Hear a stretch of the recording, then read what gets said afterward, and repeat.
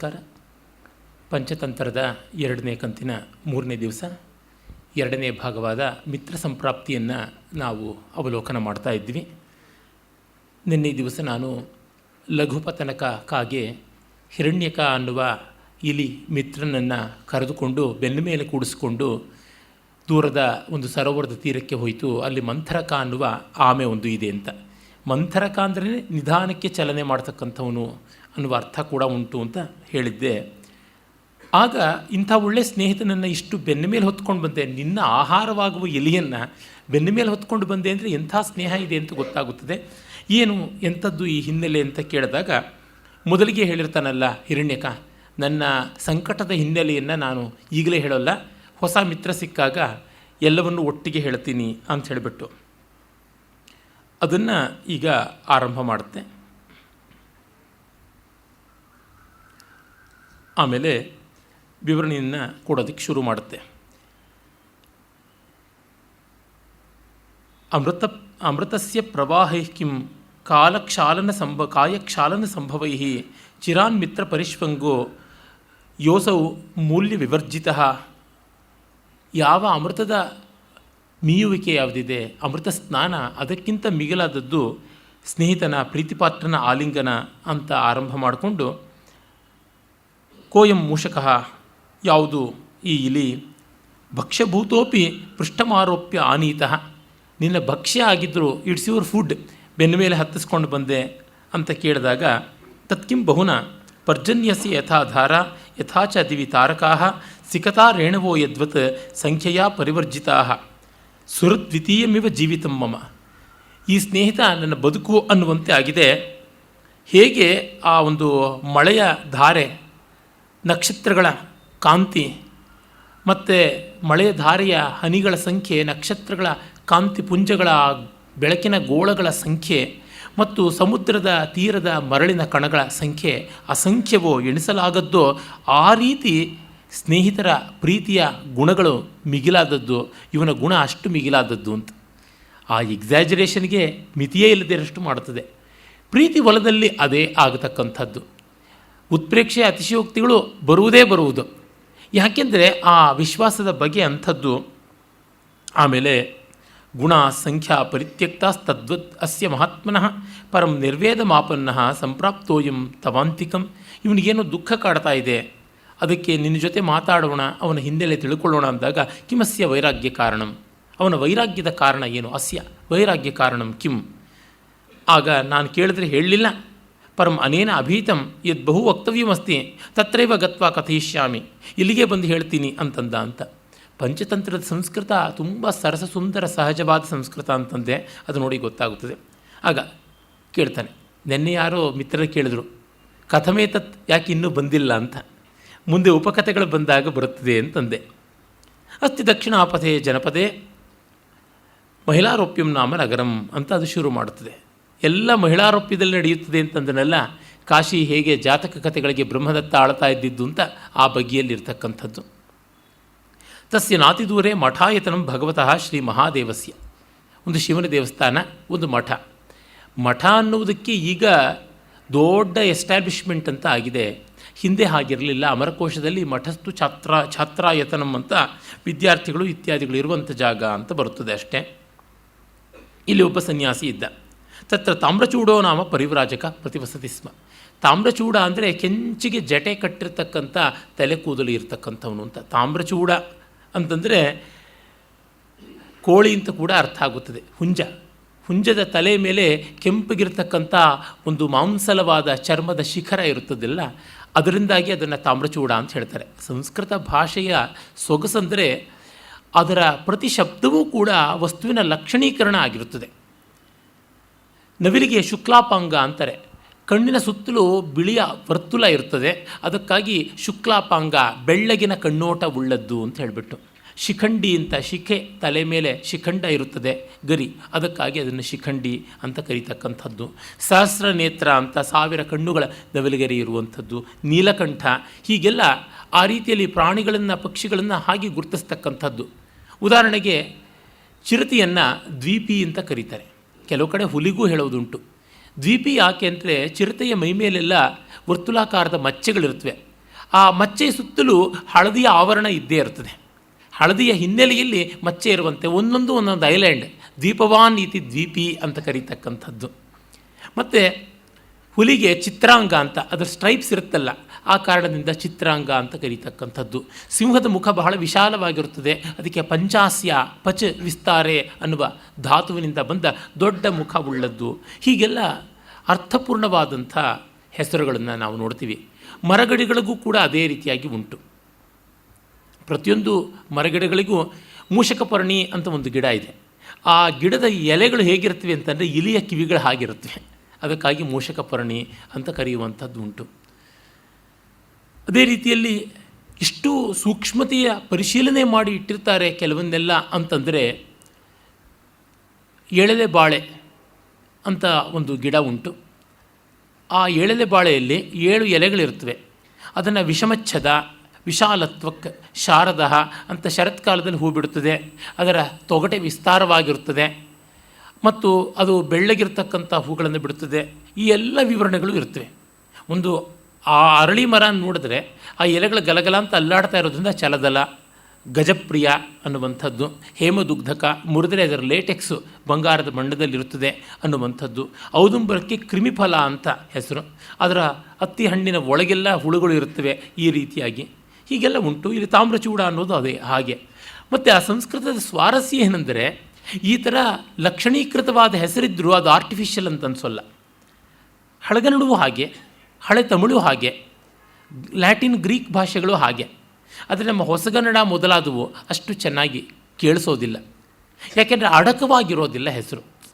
ಈಗ ನೋಡಿ, ಅಲರ್ಗಣ್ಣ ಅಂತಂದರೆ ಕಮಲನಯನ ಅಥವಾ ಪದ್ಮಾಕ್ಷ, ರಾಜೀವಾಕ್ಷ ಈ ರೀತಿಯಾದ ಹೆಸರೇ ಆಗುತ್ತೆ. ಅಲರ್ ಹೂವು, ನೈದಿಲ್ಗಣ್ಣ, ತಾವರೆಗಣ್ಣ ಈ ಥರ ಹೇಳ್ತಕ್ಕಂಥದ್ದು. ಅದನ್ನು ನಾವು ಹೂವಿನ ಕಣ್ಣುಳ್ಳವನು ಅಂತ ಹೊಸಗನ್ನಡದಲ್ಲಿ ಅನುವಾದ ಮಾಡಿದ್ರೆ ಚೆನ್ನಾಗಿರೋದಿಲ್ಲ. ಆ ಹಳಗನ್ನಡದ ರೀತಿ ಅದೇ ಥರ ಚೆನ್ನಾಗಿ ಅಭಿಜಾತ ಭಾಷೆ, ಕ್ಲಾಸಿಕಲ್ ಲ್ಯಾಂಗ್ವೇಜಿನ ಸ್ವಾರಸ್ಯ ಇದು. ಅದನ್ನು ದುಡಿಸ್ಕೊಳ್ಳುತ್ತೆ ಸಂಸ್ಕೃತ. ಸ ಚ ನಗರೇ ಭಿಕ್ಷಾಟನಂ ಕೃತ್ವ ಪ್ರಾಣಯಾತ್ರಂ ಸಮಾಚರತಿ. ಅವನು ಭಿಕ್ಷೆ ಪ್ರತಿದಿನ ಮಾಡ್ತಾ ಇದ್ದ. ಪ್ರತ್ಯೂಷೇ ಚ ತದನ್ನಂ ಕರ್ಮಕರಾಣಾಂ ದತ್ವಾ ಸಮ್ಯಕ್ ತತ್ರೈವ ದೇವಾಯತನೆ ಸಮ್ಮಾರ್ಜನ ಉಪಲೇಪನ ಮಂಡನಾದಿಕಂ ಸಮಜ್ಞಾಪಯತಿ. ಅನ್ಯಸ್ಮಿನ್ ಅಹನಿ ಮಮ ಬಾಂಧವೈರ್ ನಿವೇದಿತಂ ಸ್ವಾಮಿನ್ ಮಠಾಯತನೆ ಸಿದ್ಧಮನ್ನಂ ಮೂಷಕ ಭಯ ತತ್ರೈವ ಭಿಕ್ಷಾಪಾತ್ರೆ ನಿಹಿತಂ ನಾಗದಂತೆ ಅವಲಂಬಿತಂ ತಿಷ್ಠತಿ ಸದೈವ ತದ್ವಯಂ ಭಕ್ಷಯಿತುಂ ನ ಶಕ್ನುಮಃ ಸ್ವಾಮಿನಃ ಪುನರಗಮ್ಯಂ ಕಿಮಪಿ ನಾಸ್ತಿ ತತ್ಕಿಂ ವೃಥಾ ಅಟನೇನ ಅನ್ಯತ್ರ ಅದ್ಯ ತತ್ರೈವ ಗತ್ವಾ ಯಥೇಷ್ಟಂ ಭುಂಜಾಮಹೇ ತವ ಪ್ರಸಾದಾತ್. ಅವನು ಪ್ರತಿ ದಿವಸ ಭಿಕ್ಷೆ ಎತ್ತುಕೊಂಡು ಬಂದು ಉಳಿದ ಭಿಕ್ಷೆಯನ್ನು ಒಂದು ಜೋಳಿಗೆಗೆ ಹಾಕಿ ಗೂಟಕ್ಕೆ ನೇತು ಬಿಡ್ತಾ ಇದ್ದ.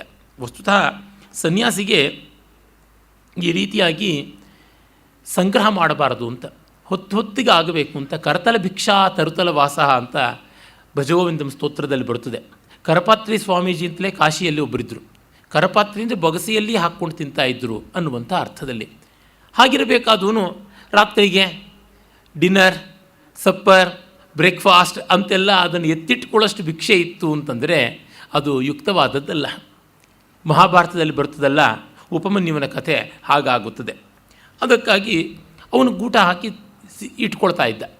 ಇಷ್ಟು ಜೋಪಾನ ಮಾಡೋದಿದ್ರೆ ಸನ್ಯಾಸ ಯಾಕೆ ಬೇಕು ಅಂತ. ಈಗಲೂ ನಾವು ನೋಡ್ತಾ ಇರ್ತೀವಿ, ಎಷ್ಟೋ ಜನ ಸ್ವಾಮಿಗಳು ಬ್ಯಾಂಕ್ ಬ್ಯಾಲೆನ್ಸು, ವೆಹಿಕಲ್ಲು ಎಲ್ಲ ಇಟ್ಕೊಂಡಿರ್ತಾರೆ. ಪಾಪ ಎಲ್ಲ ಕೋರ್ಟು ಕಚೇರಿ ವ್ಯವಹಾರ ತುಂಬ ಇರ್ತದೆ. ಆ ಭಾಗ್ಯಕ್ಕೆ ಯಾಕೆ ಕಾವಿ ಅನ್ನೋದು ಯಾಕೆ ಬೇಕು? ಸುಖಬೋಧಾನಂದ ಸ್ವಾಮಿಗಳು ಮೊದಲು ಅವರ ಆರಂಭದ ದೆಸೆಯಲ್ಲಿ, ನಮಗೆಲ್ಲ ನಿಮಗೆ ಗೊತ್ತಿರಲಾರ್ದು ಅನಿಸುತ್ತೆ, ಎಲ್ಲರಿಗೂ ಒಂದು ಹಂಬಲ್ ಬಿಗಿನಿಂಗ್ ಇರುತ್ತಲ್ಲ, ಅವರು ಒಂದು ಸೆಕೆಂಡ್ ಹ್ಯಾಂಡ್ ಪ್ರೀಮಿಯರ್ ಪದ್ಮಿನಿ ಕಾರಲ್ಲಿ ಓಡಾಡ್ತಾಯಿದ್ರು. ಕೆಲವು ಸತಿ ನನ್ನನ್ನು ಕರ್ಕೊಂಡು ಓಡಾಡೋರು. ಯಾವುದೋ ಕಾರ್ಯಕ್ರಮ, ಸಂಸ್ಕೃತ ಕಾರ್ಯಕ್ರಮ ಇತ್ಯಾದಿಯಲ್ಲಿ ಸಿಕ್ಕಾಗ ಡ್ರಾಪ್ ಮಾಡ್ತೀನಿ ಅಥವಾ ಕರ್ಕೊಂಡು ಹೋಗ್ತೀನಿ ಅಂತ ಹೋಗ್ತಾಯಿದ್ರು. ನಾನು ಕೇಳ್ತಿದ್ದೆ, ನೀವು ಕಾರ್ ಡ್ರೈವ್ ಮಾಡ್ತೀರಾ, ಲೈಸೆನ್ಸ್ ಇಟ್ಕೊಂಡಿದ್ದೀರಾ, ಇದೆಲ್ಲ ಈ ವೇಷನೂ ಯಾಕೆ ಅಂತ ಹೇಳಿಬಿಟ್ಟಿದ್ನು. ಯು ಡೋಂಟ್ ನೋ, మీకు ತೆಲೀದು, it has to do so many things ಅಂತನ್ನೋರು ಪಾಪ. ಇರಲಿ, ತಾತ್ಪರ್ಯತಃ ಹೀಗೆ ಅಂಟು ಜಾಸ್ತಿ ಬಂದ ಮೇಲೆ ಸಾಮಾನ್ಯರಂತೆ ಇದ್ದು ಬಿಡ್ಬೋದಲ್ವ? ಈ ಪ್ರಶ್ನೆ ತುಂಬ ಜನಕ್ಕೆ ಕೇಳುತ್ತದೆ. ಅದು ಒಂದು ಪ್ರೊಫೆಷನ್ ಅಂತಂದರೆ ಮುಗಿದೋಯ್ತು. ಆದರೆ ಅದು ವೃತ್ತಿ ಅಲ್ವಲ್ಲ, ನಿವೃತ್ತಿ ತಾನೇ ಸನ್ಯಾಸ ಅಂದರೆ. ಸರ್ವಸಂಗ ನಿವೃತ್ತಿ ಅನ್ನುವ ಅರ್ಥ ನಮಗೆ ಬಂದಾಗ ಕಷ್ಟವಾಗುತ್ತದೆ. ಇಲ್ಲಿ ಅವನಿಗೆ ಹಾಗಾಗಿದೆ ತಾಮ್ರಚೂಡನಿಗೆ. ಇಲಿಗಳು ಹಿರಣ್ಯಕ ಒಬ್ಬ ಇಲಿಗಳ ರಾಜ ಆಗಿದ್ದರಿಂದ ಅವನ ಪರಿವಾರದ ಇಲಿಗಳು ಅವನು ಗೂಟದ ಮೇಲೆ ಇಟ್ಟಿದ್ದಾನೆ. ನಾಗದಂತ ಅಂತ ಕರೀತಾ ಇದ್ರು. ಮನೆಗಳಲ್ಲಿ ಗೋಡೆಗೆ ಚಾಚು ಬರುವಂತೆ ಮುಂದೆ ಒಂದು ಗೂಟ ಇಟ್ಟರೆ ಅದು ನಾಗದಂತ ಅಂದರೆ ಆನೆಯ ದಂತ ಚಾಚಿಕೊಂಡಂತೆ ಇರುತ್ತದೆ ಅಂತ. ನಾಗವಂದಿಗೆ ಅಂತ ಈಗಲೂ ಹೇಳ್ತಾರೆ. ನಾಗವಂದಿಗೆ ಮೇಲೆ ಇಟ್ಟಿದ್ದೆ ಅಂತೆಲ್ಲ ಹಳೆ ಕಾಲದ ಪರಿಭಾಷೆ ಬಳಸ್ತಾ ಇದ್ದಿದ್ದು. ಹಾಗಾಗಿ ಅಲ್ಲಿಗೆ ಹೋಗಿ ನಾವು ತೆಗೆದುಕೊಳ್ಳೋಕ್ಕಾಗ್ತಾ ಇಲ್ಲ, ನೀವು ಬನ್ನಿ, ನಿಮಗೆ ಯಾವ ಎತ್ತರವೂ ದೊಡ್ಡದಲ್ಲ ಅಂತ ಹೇಳಿಬಿಟ್ಟು.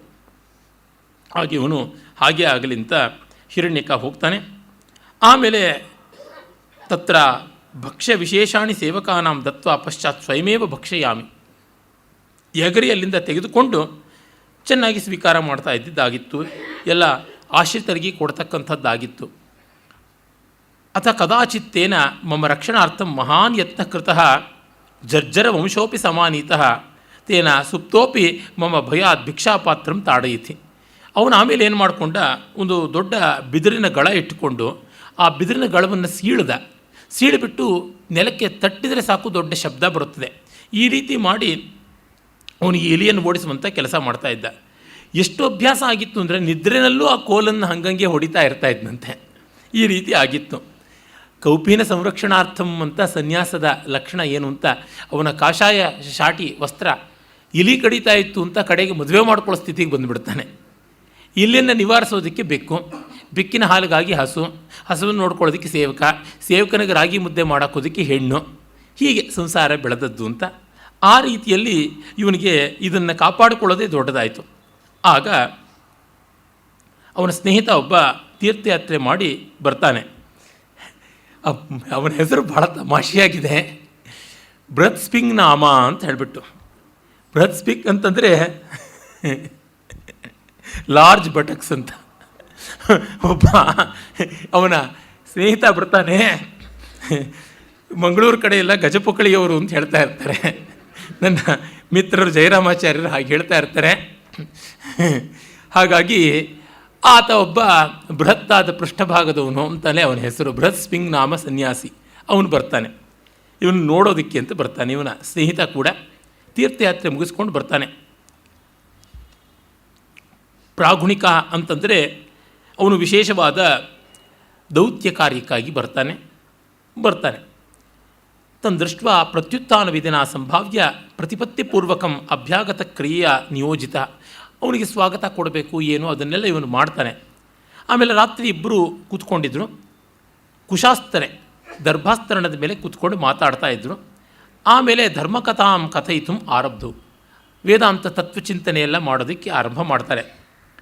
ಆಗ ಅವನು ಬೃಹತ್ಸ್ಪಿಕ್ ಸನ್ಯಾಸಿ ವಿಶೇಷವಾಗಿ ಕೋಲಾಹಲ ಮಾತಾಡ್ಕೊತಾ ಇದ್ದಾನೆ. ಆಗ ತಾಮ್ರಚೂಡೋ ಮೂಷಕತ್ರಾಸಾರ್ಥಂ ವ್ಯಕ್ಷಿಪ್ತ ಮನಾಹ ಜರ್ಜರ ವಂಶೇನ ಭಿಕ್ಷಾಪಾತ್ರಂ ತಾಡಯ ತಸ್ಯ ಶೂನ್ಯಂ ಪ್ರತಿವಚನಂ ಪ್ರಯಚ್ಛತಿ. ಇವನಿಗಾದರೆ ಅಜ್ಜನಿಗೆ ಅರಿವೆ ಚಿಂತೆ, ಮೊಮ್ಮಗನಿಗೆ ಮದುವೆ ಚಿಂತೆ ಅಂತ ಗಾದೆ ಇದೆಯಲ್ಲ. ಹಾಗಾಗಿ ಅವನು ವೇದಾಂತ ಕಥೆಯನ್ನು ಹೇಳ್ತಾ ಇದ್ದರೆ ಇವನು ಇಲಿಯಲ್ಲಿ ಬಂದುಬಿಡುತ್ತೋ ಭಿಕ್ಷಾಪಾತ್ರೆಗೆ, ರಾತ್ರಿ ಊಟಕ್ಕೆ ಕೋತ ಆಗುತ್ತೋ ಅಂತ ಠಪ ಅಂತ ಬಿದಿರು ದಂಡ ಹೊಡಿತಾ ಇದ್ದ. ನನ್ನ ಮಾತನ್ನು ಕಿವುಡು ಕೇಳ್ತಾ ಇದ್ದಾನಲ್ಲ ಅಂತ ಬೇಸರವಾಗುತ್ತೆ ಇವನಿಗೆ. ಶೂನ್ಯಂ ಪ್ರತಿವಚನಂ ಪ್ರಯಚ್ಛತಿ, ಆ ಇಡಿಯಂ ನೋಡಿ, ಶೂನ್ಯಂ ಪ್ರತಿವಚನಂ, ಕಿವುಡಿಗೆ ಹೇಳ್ತಾ ಇದ್ದ.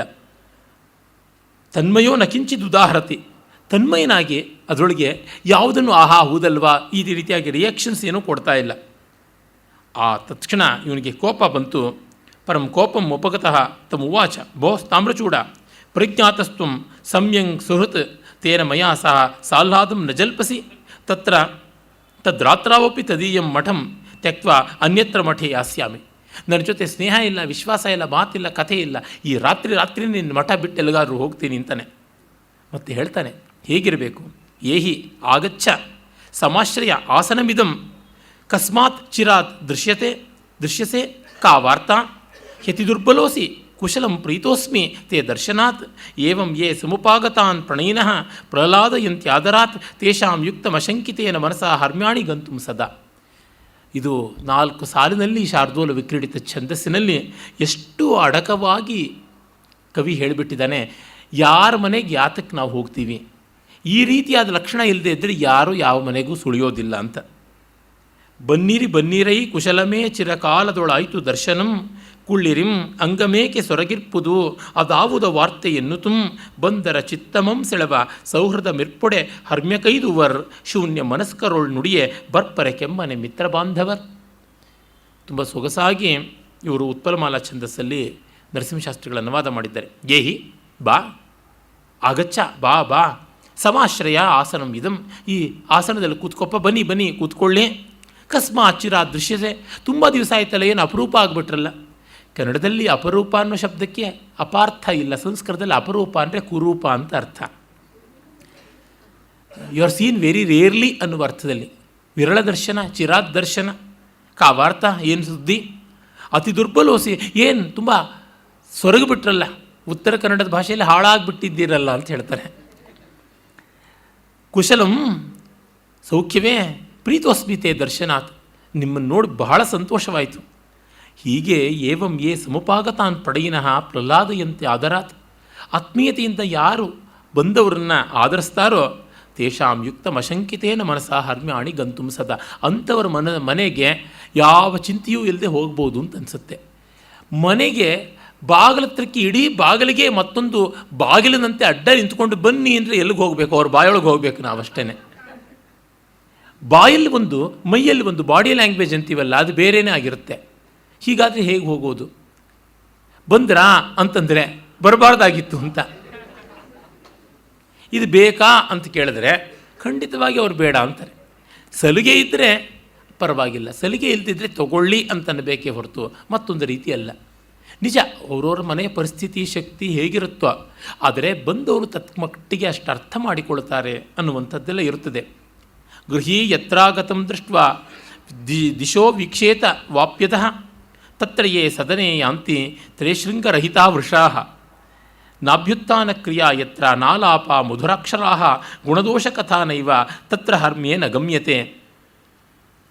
ನೋಡಿ, ಗೃಹಿ ಯತ್ರಾಗತಂ ದೃಷ್ಟ ದಿಶೋ ವೀಕ್ಷೇತ ವಾಪ್ಯತಃ, ಮನೆಗೆ ಯಾರಾದರೂ ಬಂದರೆ ಅಲ್ಲಿ ಇಲ್ಲಿ ದಿಕ್ಕು ನೋಡ್ತಾ ಕೂತ್ಕೊಂಡು ಅವನನ್ನು ನೋಡದೇ ಇದ್ದರೆ ತತ್ರಯೇ ಸದನೆಯ ಅಂತಿ, ಅಂತ ಅವ್ರ ಮನೆಗೆ ಯಾರು ಹೋಗ್ತಾರೋ ಅವರು ತೇ ಶೃಂಗರಹಿತ ವೃಷ, ಅವರು ಕೊಂಬಿಲ್ಲದ ದನಗಳು ಅಂತ. ಯಾರ ಮನೆಗೆ ಹೋದರೆ ಅವರು ಕಣ್ಣಲ್ಲಿ ಕಣ್ಣಿಟ್ಟು ಮಾತಾಡಲ್ವು, ಐ ಕಾಂಟ್ಯಾಕ್ಟ್ ಅಂತೀವಲ್ಲ, ಅದು ಬೇಕು. ಎಲ್ಲೋ ನೋಡೋದು, ಏನೋ ಮಾತಾಡೋದು ಇದ್ದರೆ ಅವರು ನಾವು ಬಂದದ್ದು ಚೆನ್ನಾಗಿಲ್ಲ ಅಂತ ಅಂದುಕೊಳ್ತಾರೆ ಅಂತ ಗೊತ್ತಾಗುತ್ತದೆ. ಮತ್ತು ನಾಭ್ಯುತ್ಥಾನ ಕ್ರಿಯಾ ಯತ್ರ, ಬಂದರೆ ಏಳುವುದೇ ಇಲ್ಲ, ನೋಡುವುದೇ ಇಲ್ಲ. ನಾಲಾಪ ಮಧುರಾಕ್ಷರ, ಒಳ್ಳೆಯ ಮಾತು ಆಡೋದಿಲ್ಲ. ಗುಣದೋಷ ಕಥಾನೈವ, ಒಳ್ಳೆಯದು ಕೆಟ್ಟದ್ದು ಎಲ್ಲ ವಿಚಾರಿಸಬೇಕಲ್ಲ, ಅದು ಮಾಡದೇ ಇದ್ದರೆ ತತ್ರ ಹರ್ಮ್ಯೇನ ಗಮ್ಯತೆ, ಅದು ಸೌಧವಾಗಿದ್ದರೂ, ಅದು ಪ್ಯಾಲೇಷಿಯಲ್ ಬಿಲ್ಡಿಂಗ್ ಆಗಿದ್ದರೂ ಅಲ್ಲಿಗೆ ಹೋಗಬಾರದು ಅಂತ. ಅದೇ ತಾನೇ. ಅದಕ್ಕೆ ಮುಂದಲೆಯನ್ನು ಕೊಯ್ದು ಹೂವು ಮುಡಿಸಿದ ಹಾಗೆ ಅಂತ ಪುರಂದರದಾಸರು ಹೇಳ್ತಾರೆ. ಅದೇನು ಪ್ರಯೋಜನಕ್ಕೆ ಬರ್ತದೆ? ವಿಶ್ವಾಸ ಇರಬೇಕು. ಆ ವಿಶ್ವಾಸ ಪ್ರಕಟಣೆಗೆ ಬೇಕಾದ ಆಯಾಮಗಳೇ ಬೇರೆ. ಅದನ್ನು ಕವಿ ಹೇಳ್ತಾನೆ. ನೋಡಿ, ಇಲ್ಲಿ ಆ ಬೃಹತ್ಸ್ಪಿಕ್ಕಿನ ಮಾತಿನ ಮೂಲಕವಾಗಿ ಎಷ್ಟು ನೀತಿ ಬಂದಿದೆ.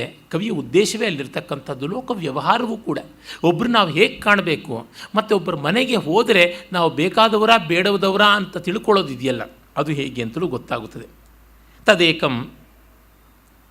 ತದೇಕ ಮಠ ಪ್ರಾಪ್ತ್ಯಾಪಿ ತ್ವಂ ಗರ್ವಿತಃ, ಒಂದು ಮಠದ ಸ್ವಾಮಿ ಆಗಿದ್ದಕ್ಕೆ ನಿನಗಿಷ್ಟು ಗರ್ವ ಬಂದಿದೆಯಲ್ಲ. ತೆಕ್ತ ಸುಹೃತ್ ಸ್ನೇಹ, ನಿನಗೆ ಸ್ನೇಹ ವಿಶ್ವಾಸ ಹೋಗಿದೆಯಲ್ಲ. ನೈತದ್ವೇತ್ಸಿ ಯತ್ವಯ ಮಠಾಶ್ರಯ ವ್ಯಾಜೇನ ನರಕೋಪಾರ್ಜನಂ ಕೃತಂ, ನಿನಗೆ ಗೊತ್ತಿಲ್ಲ ಮಠಸ್ವಾಮಿಯಾಗಿ ನೀನು ನರಕಕ್ಕೆ ಹೋಗ್ತಾ ಇದೆಯಾ ಅಂತ. ಉಕ್ತಂಚ, ಹೇಳೇ ಇದೆಯಲ್ಲ ಶಾಸ್ತ್ರದಲ್ಲಿ, ನರಕಾಯ ಮತಿಸ್ಥೇ ಚೇತ್ ಪೌರೋಹಿತ್ಯಂ ಸಮಾಚಾರ ವರ್ಷಂ ಯಾವತ್ ಕಿಮನ್ಯೇನ ಮಠಚಿಂತಾಂ ದಿನತ್ರಯಂ ಅಂತ. ನೀನು ನರಕಕ್ಕೆ ಹೋಗಬೇಕು ಅಂತಿದ್ರೆ 1 ವರ್ಷ ಪೌರೋಹಿತ್ಯ ಮಾಡೋ, ಅಥವಾ 3 ದಿವಸ ಪೀಠಾಧಿಪತಿ ಆಗಿರು ಅಂತ. ಇದನ್ನು ಎಲ್ಲ ಮಠಗಳ ಮೇಲೂ ಸುವರ್ಣಾಕ್ಷರಗಳಲ್ಲಿ ಬರೆದಿಡಬೇಕು. ಪಂಚತಂತ್ರದ ಕಾಲದಲ್ಲೇ, ಅಂದರೆ ಸುಮಾರು 1700-800 ವರ್ಷಗಳ ಹಿಂದೆಯೇ ಈ ಸ್ಥಿತಿ ಇತ್ತು ಅಂತ ಗೊತ್ತಾಗುತ್ತದೆ. ಯಾಕೆಂದರೆ ಲೋಕದ ಗೌರವವನ್ನು ಸಂಪಾದಿಸ್ಕೊಳ್ತೀವಿ, ಲೋಕದಿಂದ ಪೋಷಣೆಯನ್ನು ಪಡೀತೀವಿ. ಆದರೆ ಅದಕ್ಕೆ ಪ್ರತಿಗೌರವ ಕೊಡಬೇಕಾದ, ಪ್ರತಿಸ್ಪಂದನ ಕೊಡಬೇಕಾದ ಬಾಧ್ಯತೆ ಇಲ್ಲದೆ ಹೋಗುತ್ತದಲ್ಲ. ಅವ್ರ ಮೇಲೆ ಇನ್ಯಾರೂ ಇರೋದಿಲ್ವಲ್ಲ, ಇದು ಬಂದುಬಿಡೋದು ಬಹಳ ಕಷ್ಟ. ಹೀಗಾಗಿ ಪೌರೋಹಿತ್ಯವಾಗಲಿ ಮಾಠಾಪತ್ಯವಾಗಲಿ ಆ ದೃಷ್ಟಿಯಿಂದ ಎಚ್ಚರದಲ್ಲಿರಬೇಕಾದದ್ದು. ಆ ವೃತ್ತಿಯನ್ನು ನಿಂದಿಸೋಕ್ಕಲ್ಲ, ಪೌರೋಹಿತ್ಯ ವೃತ್ತಿಯನ್ನು ಬೇಕಾಗುತ್ತೆ. ಜನರ ಶ್ರದ್ಧಾ ಸಂಗೋಪನ ಬೇಕು, ಅವರಿಗೆ ಭರವಸೆ ಅನ್ನೋದು ಬೇಕು. ಎಷ್ಟೋ ಬಾರಿ ವಿಚಾರಕ್ರಮದಿಂದ ತರ್ಕಕರ್ಕಶವಾಗಿ ಹೇಳಿದ್ರೆ ಅಂತರಂಗಕ್ಕೆ ಸಮಾಧಾನ ಬರುವುದಿಲ್ಲ. ಅದು ಆಗಬೇಕಾದದ್ದೇನೆ. ಅದಕ್ಕೆ ಅವರ ಶ್ರದ್ಧೆ, ಅವರ ವಿಶ್ವಾಸ ನಡೆಯುವಂಥದ್ದನ್ನು ನಡೆಸುವವರು ಬೇಕಾಗುತ್ತದೆ. ಆದರೆ ಅವರಿಗೆ ಒಂದು ಪ್ರಾಮಾಣಿಕತೆ ಇರಬೇಕಲ್ಲ. ನಮಗೆ ಗೊತ್ತೇ ಇದೆ, ರಾಮಕಥೆಯ ಅನೇಕ ರೂಪಗಳಲ್ಲಿ ಒಂದು ಪದ್ಮಪುರಾಣದಲ್ಲಿ ಒಂದು ಕಡೆ ಬರುತ್ತದೆ, ಅಧ್ಯಾತ್ಮ ಪುರಾಣದ ಅಧ್ಯಾತ್ಮ ರಾಮಾಯಣದಲ್ಲಿಯೂ ಬರುತ್ತದೆ. ಒಮ್ಮೆ ಒಬ್ಬ ಪುರೋಹಿತ ನಾಯೊಂದನ್ನು ಹೊಡೆದು ಬಿಡ್ತಾನೆ. ಅದು ರಾಮನ ಬಳಿಗೆ ಗೋಳಾಡ್ತಾ ಬರುತ್ತದೆ. ನಿನಗೇನಪ್ಪ ಬೇಕು, ಏನಾಯಿತು ತೊಂದರೆ ಅಂದರೆ, ನನಗೆ ಇವಾಗ ಅವನು ತೊಂದರೆ ಮಾಡಿದ, ಗಾಯ ಮಾಡಿದ, ಘಾಸಿ ಮಾಡಿದ ಅಂದರೆ ಏನು ದಂಡನೆ ಕೊಡೋಣ ಅಂದರೆ ಏನೂ ಬೇಕಿಲ್ಲ, ಅವನನ್ನು ಒಂದು ದೊಡ್ಡ ದೇವಸ್ಥಾನಕ್ಕೆ ಅರ್ಚಕನನ್ನಾಗಿ ಮಾಡುವಂಥ. ಇದೇನು ಸನ್ಮಾನಕ್ಕೆ ಕೊಡ್ತಿದೆಯಲ್ಲ ಅಂದರೆ ದೇವಸ್ವಾಪಹರಣದಿಂದ ಅವನಿಗೆ ನಾಯಿ ಜನ್ಮ ಬರುತ್ತದೆ, ನಾನಂಥವನಾಗಿದ್ದೆ ಹಿಂದೆ ಅಂತ. ಈ ರೀತಿಯಲ್ಲಿ ತನ್ಮೂರ್ಖ ಶೋಚಿತವ್ಯೇ ಅಪ್ಪಿ ಅರ್ಥೇ ತ್ವಂ ಗರ್ವಿತಃ, ಅಯ್ಯೋ ನಾನು ಸನ್ಯಾಸಿ ಸ್ವಾಮೀಜಿ ಆದ್ನಲ್ಲ ಅಂತ ಸಂಕಟ ಪಡೋದು ಬಿಟ್ಟು ನೀನು ಸಂತೋಷಪಟ್ಟು ಹೆಮ್ಮೆ ಪಡ್ತಿದ್ಯಲ್ಲ, ತದಹಂ ತ್ವದೀಯಂ ಮಠಂ ಪರಿತ್ಯಜ್ಯ ಯಾಸ್ಯಾಮಿ, ಇದೋ ಬಿಟ್ಟು ಹೋಗ್ತಾ ಇದ್ದೀನಿ ಅಂತ. ಅಥ ತಚ್ಛ್ರುತ್ವ ಭಯತ್ರಸ್ತ ಮನಾಹ ತಾಮ್ರಚೂಡಸ್ತ ಮುವಾಚ, ಪಾಪ ಅಂಜಿ ನಡುಗಿ ಭಯಕಂಪಿತನಾಗಿ ಹೇಳ್ತಾನೆ, ಭೋ ಭಗವನ್ ಮೈವಂ ವದ ನ ತ್ವತ್ಸಮಃ ಅನ್ಯಃ ಮಮ ಸುಹೃತ್ ಕಶ್ಚಿದಸ್ತಿ, ನಿನ್ನಂಥ ಸ್ನೇಹಿತ ನನಗೆ ಯಾರೂ ಇಲ್ಲ. ಆದರೆ ಇದು ಗೋಷ್ಠಿ ಶೈಥಿಲ್ಯ ಕಾರಣ. ಈ ಸರಸ ಸಂಕಥ ಗೋಷ್ಠಿ ಲೂಸ್ ಆಗೋದಕ್ಕೆ, ಶೈಥಿಲ್ಯಕ್ಕೆ ನಾನು ಅನ್ಯಮನಸ್ಕನಾಗಿದ್ದಕ್ಕೆ ಕಾರಣ ಏಷ ದುರಾತ್ಮ ಮೂಷಕಃ, ಈ ಪಾಪಿ ಇಲಿ, ಇದು ಪ್ರೋನ್ನತ ಸ್ಥಾನೇ ಧೃತಮಪಿ ಭಿಕ್ಷಾಪಾತ್ರಂ ಉತ್ಪೃತ್ಯ ಆರೋಹತಿ, ಎತ್ತರದಲ್ಲಿ ತೂಗು ಹಾಕಿದ್ರು ಹಾರಿ ಹಾರಿ ಕಿತ್ಕೊಂಡು ತಿಂತಾ ಇದೆ. ಭಿಕ್ಷಾಶೇಷಂ ಚ ತತ್ರಸ್ಥಂ ಭಕ್ಷಯತಿ, ಒಳದುಳಿದದ್ದು ಹರಕು ಮುರುಕು ತಿಂಡಿನ ತಿಂತಾ ಇದೆ, ಏನು ಮಾಡೋದು. ತದಭಾವಾದೇವ ಮಠೆ ಮಾರ್ಜನ ಕ್ರಿಯಾಪಿ ನ ಭವತಿ, ಹೀಗಾಗಿ ಬಹಳ ಕಷ್ಟ ಆಗಿದೆ, ಏನೂ ಇಲ್ಲ, ತುಂಬ ಕಷ್ಟ ಆಗಿಬಿಟ್ಟಿದೆ. ಅದರಿಂದ ಮತ್ತು ಉಳಿದದ್ದನ್ನು ತಿನ್ನೋದಕ್ಕೆ ಏನೂ ಆಗೋದಿಲ್ಲ. ಆ ಆಹಾರ ಒಂದಿಷ್ಟು ಅವಶೇಷ ನನಗೆ ಸಿಗದೇ ಇದ್ದರೆ ಮಠ ಗುಡಿಸಿ ಒರೆಸಿ ಇಟ್ಕೊಳ್ಳೋಕ್ಕೂ ನನ್ನ ಕೈನಲ್ಲಿ ಆಗೋದಿಲ್ಲ. ಆ ಕಾರಣದಿಂದ ಕಷ್ಟ ಬಂದಿರೋದು. ಅದರಿಂದ ಮುಹುರ್ಮುಹು ತಾಡಯಾಮಿ, ಪಟಾಪಟ ಅಂತ ಹೊಡಿತಾ ಇದ್ದೀನಿ, ನಾಣ್ಯತ್ ಕಾರಣಮಸ್ತಿ ಅಂತ ಹೇಳ್ತಾನೆ. ಆಗ ಅಪರಂ ಏತತ್ ಕುತೂಹಲಂ ಯದಸ್ಯ ದುರಾತ್ಮನಃ ಮಾರ್ಜಾರ ಮರ್ಕಟಾದಯೋಪಿ ತಿರಸ್ಕೃತಾ ಅಸ್ಯ ಉತ್ಪತನೇನ, ಇದರ ತಾಕತ್ತು, ಬೆಕ್ಕು ಕೋತಿಗಳನ್ನು ಮೀರಿಸಿ, ಮಂಗ ಮಾರ್ಜಾರಗಳನ್ನು ಮೀರಿಸಿ ಹಾರಿ ಹಾರಿ ಹೋಗುತ್ತೆ. ಈ ಶಕ್ತಿ ಇದಕ್ಕೆಲ್ಲಿಂದ ಬಂತು ಅಂತ ಕೂಡ ನನಗೆ ಅರ್ಥ ಆಗ್ತಿಲ್ಲ ಅಂತ ಹೇಳ್ತಾನೆ. ಆಗ ಆ ಬೃಹಸ್ಪಿಕ್ ಸನ್ಯಾಸಿ ಹೇಳ್ತಾನೆ, ಅಥ ಜ್ಞಾಯತೆ ತಸ್ಯ ಬಿಲಂ ಕಸ್ಮಿಂಶ್ಚಿತ್ ಪ್ರದೇಶ, ಅದರ ಬಿಲ ಎಲ್ಲಿದೆ ಅಂತ ಗೊತ್ತಾ ನಿನಗೆ? ನವೇದ್ಬಿ ಸಮ್ಯಕ್, ನನಗೆ ಗೊತ್ತಿಲ್ಲ.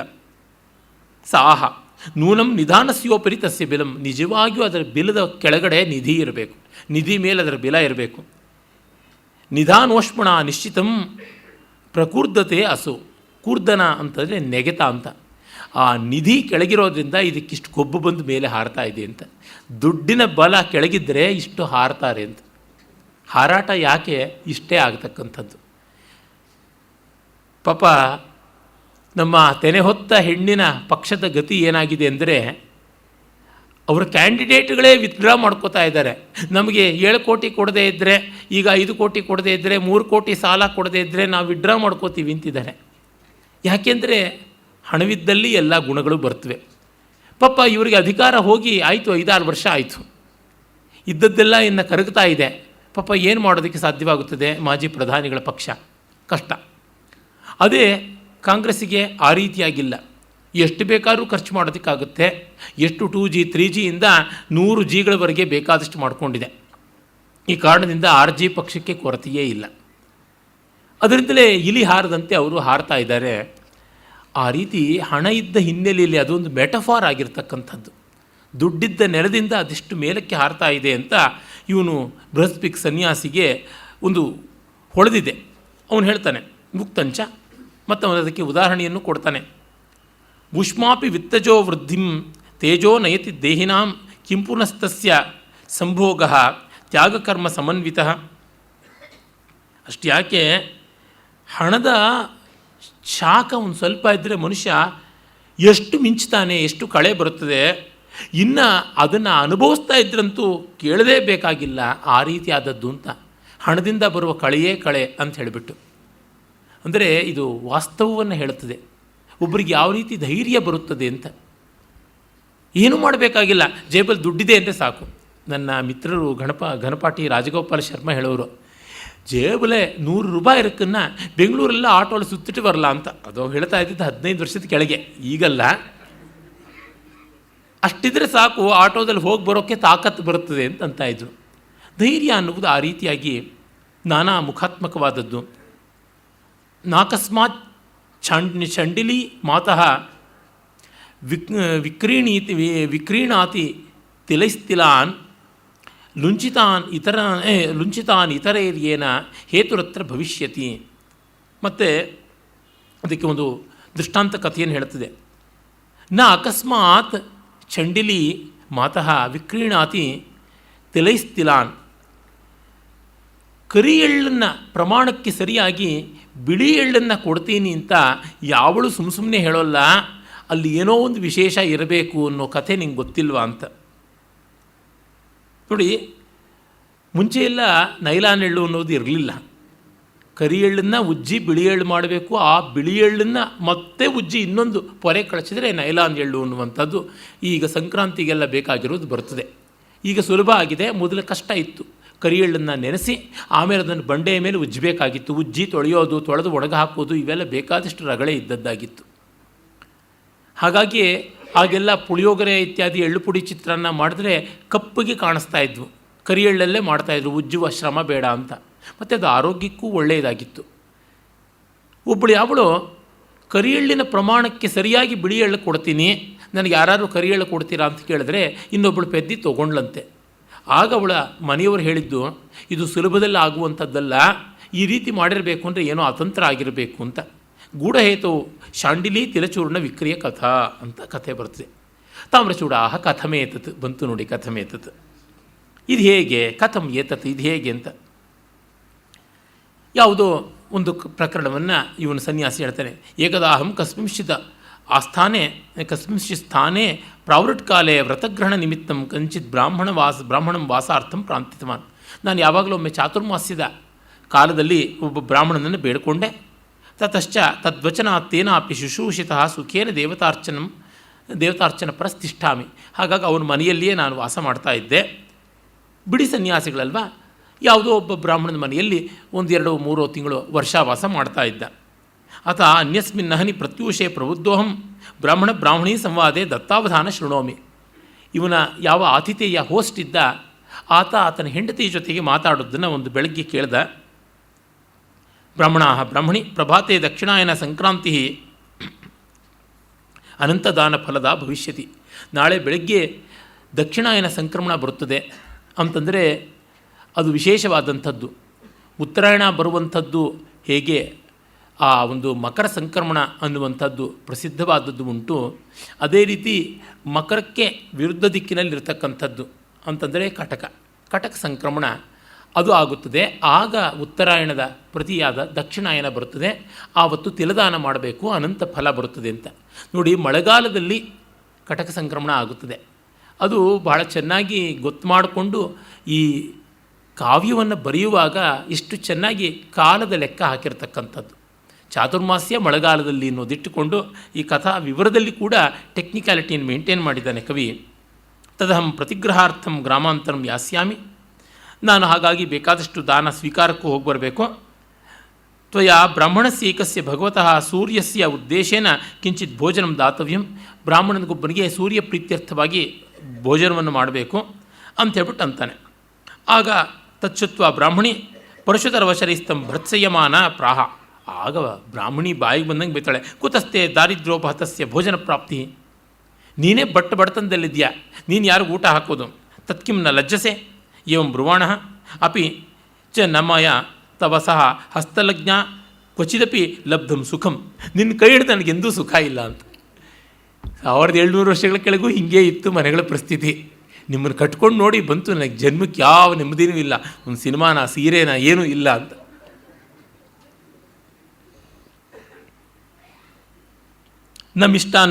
ನಮ್ಮಿಷ್ಟಾನ್ನಸ್ಯ ಆಸ್ವಾದನ. ಒಂದು ದಿವಸ ರುಚಿಯಾದ ಊಟ ತಿನ್ನೋಕ್ಕಾಗಲಿಲ್ಲ, ಹೋಟೆಲ್ಲ ಒಂದು ಸಿನಿಮಾನ ಏನಿದೆ. ನಚ ಹಸ್ತಪಾದ ಕಂಠಾದಿಭೂಷಣಂ. ಒಡವೆನೂ ಏನೂ ಇಲ್ಲ, ಕೈಗ ಕಾಲ್ಗ ಕೊರಳ್ಗ ಯಾವುದೂ ಇಲ್ಲ, ನೇಣೊಂದು ಹಾಕ್ಕೋಬೇಕಷ್ಟೇ, ಅದು ಬಾಕಿ. ತಚ್ಛ್ರುತ್ವ ಭಯತ್ರಸ್ತ ಬ್ರಾಹ್ಮಣ ಪಾಪ ಅಂಜಿಬಿಟ್ಟಂತೆ ಹೆಂಡತಿಯ ದಾಳಿಗೆ. ಮಂದಂ ಮಂದಂ ಪ್ರಾಹ ಬ್ರಾಹ್ಮಣಿ ನೈತದ್ಯುಜ್ಯತೆ ವಕ್ತುಂ. ಅಯ್ಯೋ, ಹೀಗೆಲ್ಲ ಹೇಳಬೇಡ. ಗ್ರಾಸಾದಪಿ ತದರ್ಥಂಚ ಕಸ್ಮಾನ್ನೋ ದೀಯತೇರ್ಥಿಷು ಇಚ್ಛಾನುರೂಪ ವಿಭವ ಕದಾ ಕಸ್ಯ ಭವಿಷ್ಯತಿ. ತುಂಬ ಒಳ್ಳೆಯ ಮಾತು. ನಮ್ಮ ಅಸ್ತಿತ್ವಕ್ಕೆ ನಮ್ಮಲ್ಲಿ ಯಾವುದಿದೆಯೋ ಅದಕ್ಕೆ ತಕ್ಕಂತೆ ಏನೋ ಒಂಚೂರು ಕೊಡೋಣ. ಇಷ್ಟೇ ಇರಬೇಕು ಕೊಡೋಕ್ಕೆ ಅಂತಲ್ಲ, ಯಾವುದಿದೆ ಅಷ್ಟು ಕೊಡೋಣ. ಇಚ್ಛಾನುರೂಪ ವಿಭವ ಕದಾ ಕಸ್ಯ ಭವಿಷ್ಯತಿ. ನಾವು ಬಯಸಿದಷ್ಟು ಸಂಪತ್ತು ಯಾರಿಗೆ ಯಾವತ್ತು ಎಲ್ಲಿ ಸಿಕ್ಕಿಲ್ಲ. ಮೊನ್ನೆ ದಿವಸ ಯಾರೋ ತರುಣರು ಬಂದು ನನ್ನ ಪ್ರಶ್ನೆ ಕೇಳಿದ್ರು, ನೀವು ನಿತ್ಯ ನೀತಿಯಲ್ಲಿ ಒಂದು ಪದ್ಯ ಹಾಕಿದ್ದೀರ ಮಹಾಭಾರತದಿಂದ, ಅದು ಹೇಗೆ ಯುಕ್ತವಾಗುತ್ತದೆ? ಧರ್ಮಾರ್ಥಂ ಯಸ್ಯ ವಿತ್ತೇಹ ವರಂತಸ್ಯ ನಿರೀಹತ ಪ್ರಕ್ಷಾಲನಾಧಿ ಪಂಕಸ್ಯ ದೂರಾದಸ್ಪರ್ಶನಂ ವರಂ ಅಂತ. ಯಾರಿಗೆ ದಾನ ಮಾಡೋದಕ್ಕೆ ದುಡ್ಡು ಬೇಕು ಅಂತಿದೆಯೋ, ದಾನ ಮಾಡೋದಕ್ಕೆ ನಾನು ದುಡ್ಡು ಸಂಪಾದಿಸ್ತೀನಿ ದುಡ್ಡೇ ಸಂಪಾದಿಸೋದು ಬೇಡ, ಕೆಸರನ್ನು ಮುಟ್ಟಿ ಕೈ ತೊಳ್ಕೊಳ್ಳೋಕ್ಕಿಂತ ಕೆಸರಿಂದ ದೂರ ಇರೋದು ಮೇಲು ಅಂತ. ದುಡ್ಡು ಸಂಪಾದಿಸಬೇಕಲ್ವಾ, ಅರ್ಥ ವಿಭವ ಬೇಕಲ್ವಾ, ಪ್ರಾಸ್ಪೆರಿಟಿ ಅನ್ನೋದು ಬೇಕು, ಪ್ರೊಡಕ್ಟಿವಿಟಿ ಅನ್ನೋದು ಬೇಕು ಅನ್ನೋದು ಸತ್ಯವಲ್ವ, ಯಾಕೆ ಅಂತ. ಅದಕ್ಕೆ ಉತ್ತರ ಇಷ್ಟೇ, ನಾನು ಲೋಕಕ್ಕೆ ಉಪಕಾರ ಮಾಡುವುದಕ್ಕಾಗಿಯೇ ನಿಶ್ಚಯ ಮಾಡ್ಕೊಂಡು ಸಂಪಾದಿಸ್ತೀನಿ ಅಂತ ಯಾವನು ಸಂಪಾದಿಸಬಾರ್ದು, ಸಂಪಾದಿಸೋಕ್ಕಾಗೋಲ್ಲ ಕೂಡ. ತಾನೂ ಬದುಕಿ ಬೇರೆಯವರಿಗೆ ಕೊಡ್ತೀನಿ ಅನ್ನೋನು ಮಾತ್ರ ಹಾಗೆ ಸಂಪಾದಿಸಬಲ್ಲ. ಲೋಕೋಪಕಾರಕ್ಕೆ ಮಾಡ್ತೀನಿ ಅಂತ ಅದನ್ನೇ ಓಂ ನಮ ಶಿವಾಯ ಅಂತ, ಓಂ ನಮೋ ಗಣೇಶಾಯ ಅಂತ ಶುರು ಮಾಡ್ತಾನಲ್ಲ, ಅವನಿಗೆ ಸಂಪಾದಿಸೋಕ್ಕಾಗೋಲ್ಲ. ಸ್ವಾರ್ಥ ಇಲ್ಲದೆ ಪ್ರಯತ್ನ ನಡೆಯುವುದೇ ಇಲ್ಲ. ನನ್ನದು ಅನ್ನುವ ಭಾವ ಇಲ್ಲದೆ ಯಾವುದೂ ಸಾಗುವುದಿಲ್ಲ. ಅದಕ್ಕೆ ಪ್ರವೃತ್ತಿಗೆ ಬೇಕಾಗಿರೋದು ಅಹಂಕಾರ ಮಮಕಾರ. ಅಹಂಕಾರ ಮಮಕಾರಗಳಿಲ್ಲದೆ ಪ್ರವೃತ್ತಿ ಸಾಗುವುದೇ ಇಲ್ಲ. ಇಲ್ಲದೇ ಇದ್ದರೂ ಅದನ್ನು ಆರೋಪಿಸಿಕೊಳ್ಳಬೇಕಾಗುತ್ತದೆ. ಅದನ್ನು ಪರಮ ವೈರಾಗ್ಯ ಸ್ಥಾನದಲ್ಲಿ ಹೇಳ್ತಕ್ಕಂಥದ್ದು. ಪ್ರವೃತ್ತಿಯೇ ಇಲ್ಲ ಅಂದರೆ ಯಾಕೆ ಬೇಕು ಅಂತ ಅನಿಸುತ್ತದೆ, ಅನಿಸೋದೇ ಇಲ್ಲ. ಹೀಗಾಗಿ ಆ ಸುಭಾಷಿತ ಲೋಕ ಸಾಮಾನ್ಯಕ್ಕೆ ಅಲ್ಲ, ಒಂದು ಸ್ವಲ್ಪ ವಿಶೇಷವಾದಂಥ ಜನರಿಗೆ. ಯಾರು ಬೂಟಾಟಿಕೆ ಮಾಡ್ತಾನೆ, ನನ್ನ ಬಂಧುವರ್ಗದ ಒಬ್ಬ ಮಿತ್ರ ಸದಾ ಹೇಳ್ತಿರ್ತಾನೆ, ನಾನು ತುಂಬ ದುಡ್ಡು ಸಂಪಾದಿಸ್ಬಿಟ್ಟು ಲೋಕ ಕಲ್ಯಾಣ ಮಾಡ್ತೀನಿ ಅಂತ. ನೋಡು, ನೀನು ದುಡ್ಡು ಸಂಪಾದಿಸೋಕೆ ಹೋಗಿ ಲೋಕಕ್ಕೆ ಎಷ್ಟೋ ಕ್ಷೌರಂತು ಭದ್ರಾಕರಣಂ ಕಲ್ಯಾಣಕರಣ ಅಂತಂದರೆ ತಲೆ ಬೋಳಿಸೋ ಕೆಲಸ ಮಾಡೋದಾಗುತ್ತದೆ. ಹಾಗಲ್ಲ, ಮೊದಲು ನಾನು ಬದುಕಿ ಲೋಕವನ್ನು ಬದುಕಿಸ್ತೀನಿ ಅನ್ನೋ ಪ್ರಾಮಾಣಿಕತೆಯಿಂದ ವಾಸ್ತವದಿಂದ ಹೋಗು ಅಂತ ಹೇಳ್ತೀನಿ. ಅವನು ಹಾಗೆ ಮಾಡಲಿಲ್ಲ. ಲೋಕವನ್ನು 100ಕ್ಕೆ 90% ಬೋಳಿಸಿ 10% ಕೊಡ್ತಾ ಇದ್ದಾನೆ. ಹಾಗಾಗ್ತಾ ಇದೆ. ಅದನ್ನು ಮಹಾಭಾರತ ತಿಳಿಸುತ್ತದೆ. ಆ ಕಾರಣದಿಂದಲೇ ನನಗೆ ಎಲ್ಲ ಒಳ್ಳೆಯ ಅನುಕೂಲ ಆಗಿದ್ದ ದಿವಸ ದಾನ ಮಾಡ್ತೀನಿ ಅಂತಲ್ಲ, ಇದ್ದಷ್ಟು ಮಾಡಬೇಕು. ಏನಿದೆ ಅಷ್ಟರೊಳಗೆ. ಪಾಂಡವರು ಏಕಚಕ್ರ ನಗರದಲ್ಲಿದ್ದಾಗ ತಾವು ತಂದ ಭಿಕ್ಷಾನ್ನದಲ್ಲಿ ಒಂದಷ್ಟನ್ನು ಎತ್ತು ಕೊಡ್ತಾ ಇದ್ದರು ಅಂತ ನಾವು ನೋಡಿದ್ದೀವಿ. ಕಲಿಕೆಯೂ ಹಾಗೆ. ನಾನು ಎಲ್ಲ ಪೂರ್ಣವಾಗಿ ಸಕಲಶಾಸ್ತ್ರಗಳನ್ನು ಓದಿಕೊಂಡ ಮೇಲೆ ವಿದ್ಯಾಪಾಠನ ಮಾಡ್ತೀನಿ ಅಂದರೆ ಆಗುವಂಥದ್ದಲ್ಲ. ಕಲಿತಾ ಕೊಡಬೇಕು, ಕೊಡ್ತಾ ಕಲಿಯಬೇಕು. ಇಲ್ಲದೇ ಇದ್ದರೆ ಭರದ್ವಾಜನ ಕಥೆ ಯಜುರ್ವೇದ ಬ್ರಾಹ್ಮಣದಲ್ಲಿ ಬರುತ್ತದಲ್ಲ. ಕೃಷ್ಣ ಯಜುರ್ವೇದ ಬ್ರಾಹ್ಮಣದಲ್ಲಿ ಅವನು ಮತ್ತೆ 100 ವರ್ಷ ಆದರೂ ಆಯುಷ್ಯ ಕಲಿತ ದೇವೇಂದ್ರನನ್ನು ಒಲಿಸಿಕೊಂಡು ತಪಸ್ಸಿನಿಂದ ಮತ್ತೆ 300 ವರ್ಷ ಬೇಕು ಅಂದ. ಮತ್ತೆ 300 ವರ್ಷ, ಮತ್ತೆ 300 ವರ್ಷ, 1000 ವರ್ಷ ಆಯಿತು. ಆಗ ಇಂದ್ರ ಅವನನ್ನು ಕರ್ಕೊಂಡೋಗಿ 3 ಬೆಟ್ಟ ತೋರಿಸಿ ಅದರಿಂದ 3 ಹಿಡಿ ಮಣ್ಣೆತ್ತಿ ಇಷ್ಟು ಕಲಿತದ್ದು ಅಷ್ಟು ಉಳಿದಿರೋದು ವೇದಗಳು, ಅನಂತಾವೈ ವೇದಾಹ. ಹಾಗಾಗಿ ನೆಮ್ಮದಿಯಿಂದ ಕಲಿತದ್ದನ್ನು ಅನ್ವಯ ಮಾಡು ಅಂತ. ಈಶ್ವರ ಭೂರಿದಾನೇನ ಎಲ್ಲಭಂತೆ ಫಲಂಕಿಲ ದರಿದ್ರ ತಚ್ಚ ಕಾಕಿಣ್ಯ ಪ್ರಪ್ನುಯಾದಿತಿ ನ ಶ್ರುತಿ. ಸಂಪತ್ತಿರುವವರು ಭೂರಿ ದಾನದಿಂದ ಸುವರ್ಣ ದಕ್ಷಿಣೆಗಳಿಂದ ಎಷ್ಟು ಪುಣ್ಯ ಪಡೀತಾರೋ, ಬಡವರು 1 ಕಾಸಿನಿಂದ, 1 ಕುರುಡು ಕಬಡೆ ಕಾಸಿನಿಂದ ಅಂಥ ಪುಣ್ಯವನ್ನು ಪಡೀತಾರೆ. ಅವರವರ ಪ್ರಯತ್ನದ, ಅವರವರ ಫಲ ಮತ್ತು ಅವರವರ ಸಂಪಾದನೆ ಇವುಗಳ ಅನ್ವಯದಲ್ಲಿ ಹೋಗ್ತಕ್ಕಂಥ it's all proportionate to their income, ಅವರ ದಾನ. ಅದನ್ನು ಬಿಟ್ಟು ಇಷ್ಟು ಅಂತ ಹೇಳಿಲ್ಲ, ನಿನ್ನ ಸಂಪಾದನೆಗೆ ತಕ್ಕಂತೆ ಅಂತ ಹೇಳಿರುವಂಥದ್ದು. ಅದರಿಂದ ದೂಷಿಸಬೇಡ. ದಾತ ಲಘುರಪಿ ಸೇವ್ಯ ಭವತಿ ನ ಕೃಪಣೋ ಮಹಾನಪಿ ಸಮೃದ್ಧ ಕೂಪೇಂತ ಸ್ವಾದು ಜಲ ಪ್ರೀತ್ಯೇ ಲೋಕಸ್ಯ ನ ಸಮುದ್ರ. ದಾತೃ ಚಿಕ್ಕವನಾಗಿದ್ದರೂ, ದಾನಿ ಎಷ್ಟು ಅಲ್ಪನಾಗಿದ್ದರೂ ಅವನಿಗೆ ಜಗತ್ತು ಗೌರವ ಕೊಡುತ್ತದೆ. ಜಿಪುಣ ಎಷ್ಟು ದೊಡ್ಡವನಾಗಿದ್ದರೂ ಅಲ್ಲ. ಬಾವಿಯ ನೀರಿಗೆ ಎಷ್ಟು ಬೆಲೆ ಕೊಡ್ತೀವೋ ಸಮುದ್ರದ ನೀರಿಗೆ ಅಷ್ಟು ಬೆಲೆ ಕೊಡೋದಿಲ್ಲ. ತದು ಉಕ್ತಂಚ ಅಕೃತತ್ಯಾಗ ಮಹಿಮ್ನಾ ಮಿಥ್ಯಾ ಕಿಂ ರಾಜರಾಜ ಶಬ್ದೇನ ಗುಪ್ತಾರಂನ ನಿಧೀನಾಂ ಕಥೆಯಂತಿ ಮಹೇಶ್ವರಂ ವಿಬುಧಾಹ. ಒಬ್ಬರಿಗೂ ಒಂದು ಕುರುಡು ಕಬಡೆ ಕೊಡದೇ ಇರತಕ್ಕಂಥ ಕುಬೇರನನ್ನು ಯಾರೂ ಗೌರವಿಸಲ್ಲ. ಅವನು ರಾಜರಾಜ ಅಂತ ಇದ್ದರೂ ಕೂಡ ಏನೂ ಪ್ರಯೋಜನ ಇಲ್ಲ. ಅವನು ದುಡ್ಡಿನ ಗುಲಾಮ, ದುಡ್ಡಿಗೆ ಅವನು ವಾಚ್ಮೆನ್. ಆದರೆ ಯಾವನು ಕೊಡ್ತಾನಲ್ಲ ಅವನಿಗೆ ಈಶ್ವರ ಅಂತೀವಿ. ಕೊಟ್ಟು ಕೊಟ್ಟು ಬಡತನಕ್ಕೆ ಬಂದಂಥ ಮಹಾದೇವನನ್ನು ಈಶ್ವರ, ಲಾರ್ಡ್ ಅಂತ ನಾವು ಕರಿತೀವಿ. ಸದಾ ದಾನ ಪರೀಕ್ಷೀಣ ಶಸ್ತ ಏವ ಕರೀಶ್ವರ ಅದಾನ ಪೀನಗಾತ್ರೋಪಿ ನಿಂದ್ಯೇವ ಹಿ ಗರ್ದಭ. ದಾನ ಅನ್ನೋದಕ್ಕೆ ಮದಧಾರೆ ಎನ್ನುವ ಅರ್ಥ ಇದೆ. ಆನೆ ಮದಧಾರೆಯನ್ನು ಸುರಿಸ್ತಾ ಇರೋದ್ರಿಂದ, ಅಂದರೆ ದಾನವಾನ್ ಆಗಿದ್ದರಿಂದ ಅದನ್ನು ನಾವು ಕರೀಶ್ವರ, ಗಜೇಶ್ವರ ಅಂತ ಗೌರವಿಸ್ತೀವಿ. ಆ ದಾನ ಗುಣ ಅಂದರೆ ಮದಧಾರೆ ಅನ್ನುವ ಶ್ಲೇಷಾರ್ಥ ಅದು ಇಲ್ಲದ ಕಾರಣ ಕತ್ತೆಗೆ ಗೌರವ ಇಲ್ಲ ಅಂತ. ಸುಶೀಲೋಪಿ ಸುಹೃತ್ತೋಪಿ ಯಾತ್ಯದಾನಾದ್ ಅಧೋಘಟ ಪುನಃ ಕುಬ್ಜಾಪಿ ಕಾಣಾಪಿ ದಾನಾದುಪರಿ ಕರ್ಕರಿ. ತುಂಬ ಸುಂದರವಾದಂಥ ಒಂದು ಹೋಲಿಕೆ ಇದು. ಮತ್ತೆ ಶ್ಲೇಷಮಯವಾದದ್ದು. ಸಂಸ್ಕೃತ ಭಾಷೆಗೆ ಶ್ಲೇಷ ಬಂದಂತೆ ಅಂದರೆ many facets of meaning, multilayered meaning, ಬಹುವರ್ಥಗ್ರಾಸಿಯಾದಂಥ ಸ್ವಾರಸ್ಯಗಳನ್ನು ಮಾಡೋಕ್ಕಾಗುತ್ತದೆ. ಮಡಕೆ, ದೊಡ್ಡ ಮಡಕೆ ಅದು ಹೇಗಿರತಕ್ಕಂಥದ್ದು ಅಂತಂದರೆ ಸುಶೀಲ, ನುಣುಪಾಗಿರ್ತಕ್ಕಂಥದ್ದು, ಸುವೃತ್ತ, ಗುಂಡಾಗಿರ್ತಕ್ಕಂಥದ್ದು, ಹಗ್ಗವನ್ನು ಕಟ್ಟಲ್ಪಟ್ಟದ್ದು, ಗುಣವಾನ್ ಆಗಿರ್ತಕ್ಕಂಥ ಘಟ ಅದು ದಾನ ಕೊಡದೇ ಇರೋದ್ರಿಂದ ಅದರೊಳಗೆ ನೀರಿಲ್ಲದೆ ಇದ್ದರೆ, ದಾನ ಗುಣ ಇಲ್ಲದೆ ಇದ್ದರೆ ಕೆಳಕ್ಕೆ ಹೋಗುತ್ತೆ ಅಂತ. ಅದೇ ಬಾವಿಯಿಂದ ಮೇಲಕ್ಕೆ ನೀರನ್ನು ಎತ್ತುಕೊಂಡು ಬರುವಾಗ ಒಂದು ಸೋರೆ ಬುರುಡೆ ಅದು ತೂತಾಗಿದ್ದರೂ ಡೊಂಕಾಗಿದ್ದರೂ ಅದು ನೀರು ತುಂಬಿಕೊಂಡಿದ್ದರಿಂದ, ನೀರನ್ನು ದಾನ ಕೊಡೋದ್ರಿಂದ ಅದಕ್ಕೆ ಹೆಚ್ಚಿನ ಬೆಲೆ ಬರುತ್ತದೆ ಅಂತ. ಅಂದರೆ ಕೊಡುವ ಮಡಿಕೆ ತೂತು ಮಡಿಕೆ ಆದರೂ ಬೆಲೆ ಇರ್ತದೆ, ಕೊಡದ ಮಡಿಕೆ ಬಂಗಾರದ್ದಾದರೂ ಅದಕ್ಕೆ ಬೆಲೆ ಇರುವಂಥದ್ದಲ್ಲ. ಯಚ್ಚನ್ ಜಲಮಪಿ ಜಲದೋ ವಲ್ಲಭತಾಮೇತಿ ಸಕಲ ಲೋಕಸ್ಯ ನಿತ್ಯಂ ಪ್ರಸಾರಿತಕರೋ ಮಿತ್ರೋಪಿ ನ ವೀಕ್ಷಿತು ಶಕ್ಯ. ಕೊಡ್ತೀನಿ ಅಂತ ಮಳೆಯನ್ನು ಮೋಡ ಚಾಚೋದ್ರಿಂದ ಅದಕ್ಕೆ ಲೋಕ ವಲ್ಲಭ ಅಂತ ಕರಿತೀವಿ. ಎಲ್ಲರೂ ಅದರ ಕಡೆಗೆ ಅವೈಕ್ಯತೆ ನೋಡ್ತೀವಿ. ಆದರೆ ತಗೋತೀನಿ ಅಂತ ಸದಾ ತನ್ನ ಕಿರಣಗಳನ್ನು ಕೈಯಿಂದ ಚಾಚ್ತಾ ಇರ್ತಕ್ಕಂಥ ಮಿತ್ರನನ್ನು ಯಾರು ನೋಡೋಕ್ಕೂ ಹೋಗಲ್ಲ, ಸೂರ್ಯನ ನೋಡೋಕ್ಕಾಗೋಲ್ಲ ಬೇರೆ. ಈ ರೀತಿ ಅಂತ ಭೋಜರಾಜನ ಬಗೆಗೆ ಒಂದು ಕಥೆ ಇದೆ. ಭೋಜರಾಜ ತುಂಬ ವಿದ್ವಾಂಸನಾಗಿದ್ದ, ಆದರೆ ಮೊದಲಿಗೆ ಅವನಲ್ಲಿ ದಾತೃಗುಣ ಇರಲಿಲ್ವಂತೆ. ಹಾಗಾಗಿ ಒಮ್ಮೆ ಅವನು ತರುಣ ಬೆಳಗ್ಗೆ ವಾಯುವಿಹಾರಕ್ಕೆ ಹೋಗಿದ್ದಾನೆ, ಅರ್ಲಿ ಮಾರ್ನಿಂಗ್ ವಾಕ್ಗೆ. ಎದುರುಗಡೆಗೆ ಒಬ್ಬ ಬ್ರಾಹ್ಮಣ ಬಂದಂತೆ. ಇವನು ಭೋಜರಾಜನ ನೋಡಿದ ತಕ್ಷಣ ಚೀ ಲೋಭಿಯನ್ನು ಕಂಡದ್ದಾಯಿತು, ಇವತ್ತೆಲ್ಲ ಹಾಳಾಯಿತು ಅಂತ ಮುಖ ತಿರುಗಿಸ್ಕೊಂಡಂತೆ. ಆಗ ಅವನು ಭೋಜ ಬಂದು ಅವನನ್ನು ಕೇಳಿದಂತೆ, ಯಾಕೆ ಹೀಗೆ ಮುಖ ತಿರುಗಿಸ್ಕೋತೀಯ ಅಂದರೆ, ನಿನಗೆ ಸಂಪತ್ತಿದ್ದರೂ ಯಾರಿಗೂ ನೀನು ಏನೂ ಮಾಡ್ತಾ ಇಲ್ಲ, ನಿನ್ನಂಥ ಅವನ ಮುಖ ನೋಡಿದ್ರೆ ಪಾತಕ, ಅದಕ್ಕೋಸ್ಕರವಾಗಿ ಮುಖ ತಿರುಗಿಸ್ಕೊಂಡೆ ಅಂತ. ಹೀಗಾಗಿ ಔದಾರ್ಯ ಅನ್ನುವುದು ತುಂಬ ಬೇಕಾಗುತ್ತದೆ. ತಮ್ಮಲ್ಲಿ ಯಾವುದಿದೆ ಅದು ವಿದ್ಯೆಯ, ಸಂಪತ್ತಿಯ, ಸ್ಥಾನವ, ಮಾನವ ಯಾವುದಾದರೂ ಸರಿ ಅದನ್ನು ಹಂಚಿಕೊಳ್ಳಬೇಕಾದದ್ದು ಅನ್ನೋದು ಪಂಚತಂತ್ರ ತಾತ್ಪರ್ಯ. ರಾಜನಾದವನಿಗೆ ಈ ಔದಾರ್ಯ ಇರಬೇಕು, ವಿತರಣಶೀಲತೆ ಅನ್ನುವಂಥದ್ದು ಇರಬೇಕು. ಅದು ಅನಧಿಕಾರಿಗಳಲ್ಲಿ ಹೆಚ್ಚಾಗಿ ವರ್ತಿಸಬಾರದು, ನಿಜ. ಪಾತ್ರತ್ವ ಬೇಕು, ಯೋಗ್ಯದಾನ, ಪಾತ್ರಾಪಾತ್ರ ವಿವೇಚನೆಯಿಂದ ಇರಬೇಕು. ಆದರೆ ಕೊಡುಗೈ ಅನ್ನುವಂಥದ್ದು ತುಂಬ ತುಂಬ ಮುಖ್ಯ. ಮನುಷ್ಯನಿಗೆ ತುಂಬ ಸಣ್ಣತನ ಬರುವಂಥದ್ದು ಅಲ್ಲಿಯೇ. ಅದು ಮಾತ್ರವಲ್ಲ, ಸಾರ್ವಜನಿಕವಾದ ಸಂಪತ್ತಿಯನ್ನು ನಾವು ಎಂದೂ ದುರುಪಯೋಗ ಮಾಡಬಾರ್ದು ಅಂತಿರುವಂಥದ್ದು. ಎಷ್ಟೋ ಜನಕ್ಕೆ ತಾನು ಕೊಡೋದಿರಲಿ, ಸಾರ್ವಜನಿಕ ಸಂಪತ್ತಿಯನ್ನು ನುಂಗುತ್ತಾ ಇರ್ತಾರೆ. ಅದು ಬಹಳ ಬಹಳ ಘೋರವಾದದ್ದು. ಧರ್ಮಶಾಸ್ತ್ರ ಸ ಕಾಕತಾಂ ಯಾತಿ ಭಾಸತಾಂ ಯಾತಿ, ಅವನು ಕಾಗೆ ಆಗ್ತಾನೆ, ಹದ್ದಾಗ್ತಾನೆ. ಯಾರು ಗಣದ್ರವ್ಯಂ ಹರೇದ್ಯಸ್ತು ಕಾಕತಾಂ ಭಾಸತಾಂ ವ್ರಜೇತ್ ಅಂತೆಲ್ಲ ಉಂಟು. ಸಮಾಜದ ಸಂಪತ್ತಿಯನ್ನು ನುಂಗತಕ್ಕಂಥವನು ಕಾಗೆ, ಗೂಬೆ, ನಾಯಿ, ಹದ್ದು, ಹಂದಿ ಎಲ್ಲ ಆಗ್ತಾನೆ ಅಂತ. ಇವುಗಳನ್ನು ನಮ್ಮ ರಾಜಕೀಯ ನೇತೃಗಳ ಕಿವಿಯಲ್ಲಿ ನಿರಂತರವಾಗಿ ಕೂಗಿಸಬೇಕು. ಯಾವುದೋ ಮನೆಯಲ್ಲಿರುತ್ತಲ್ಲ, ಓಂ ತತ್ ಸತ್ ಸವಿತೃ ವರೇಣ್ಯಂ ಅಂತ ಯದ್ವಾ ತದ್ವಾ ಅನುರಾಧ ಪೋಡ್ವಾಲೋ ಯಾರೋ ಕೂಗ್ತಾ ಇರ್ತಕ್ಕಂಥದ್ದು ಗಾಯತ್ರಿ ಮಂತ್ರ.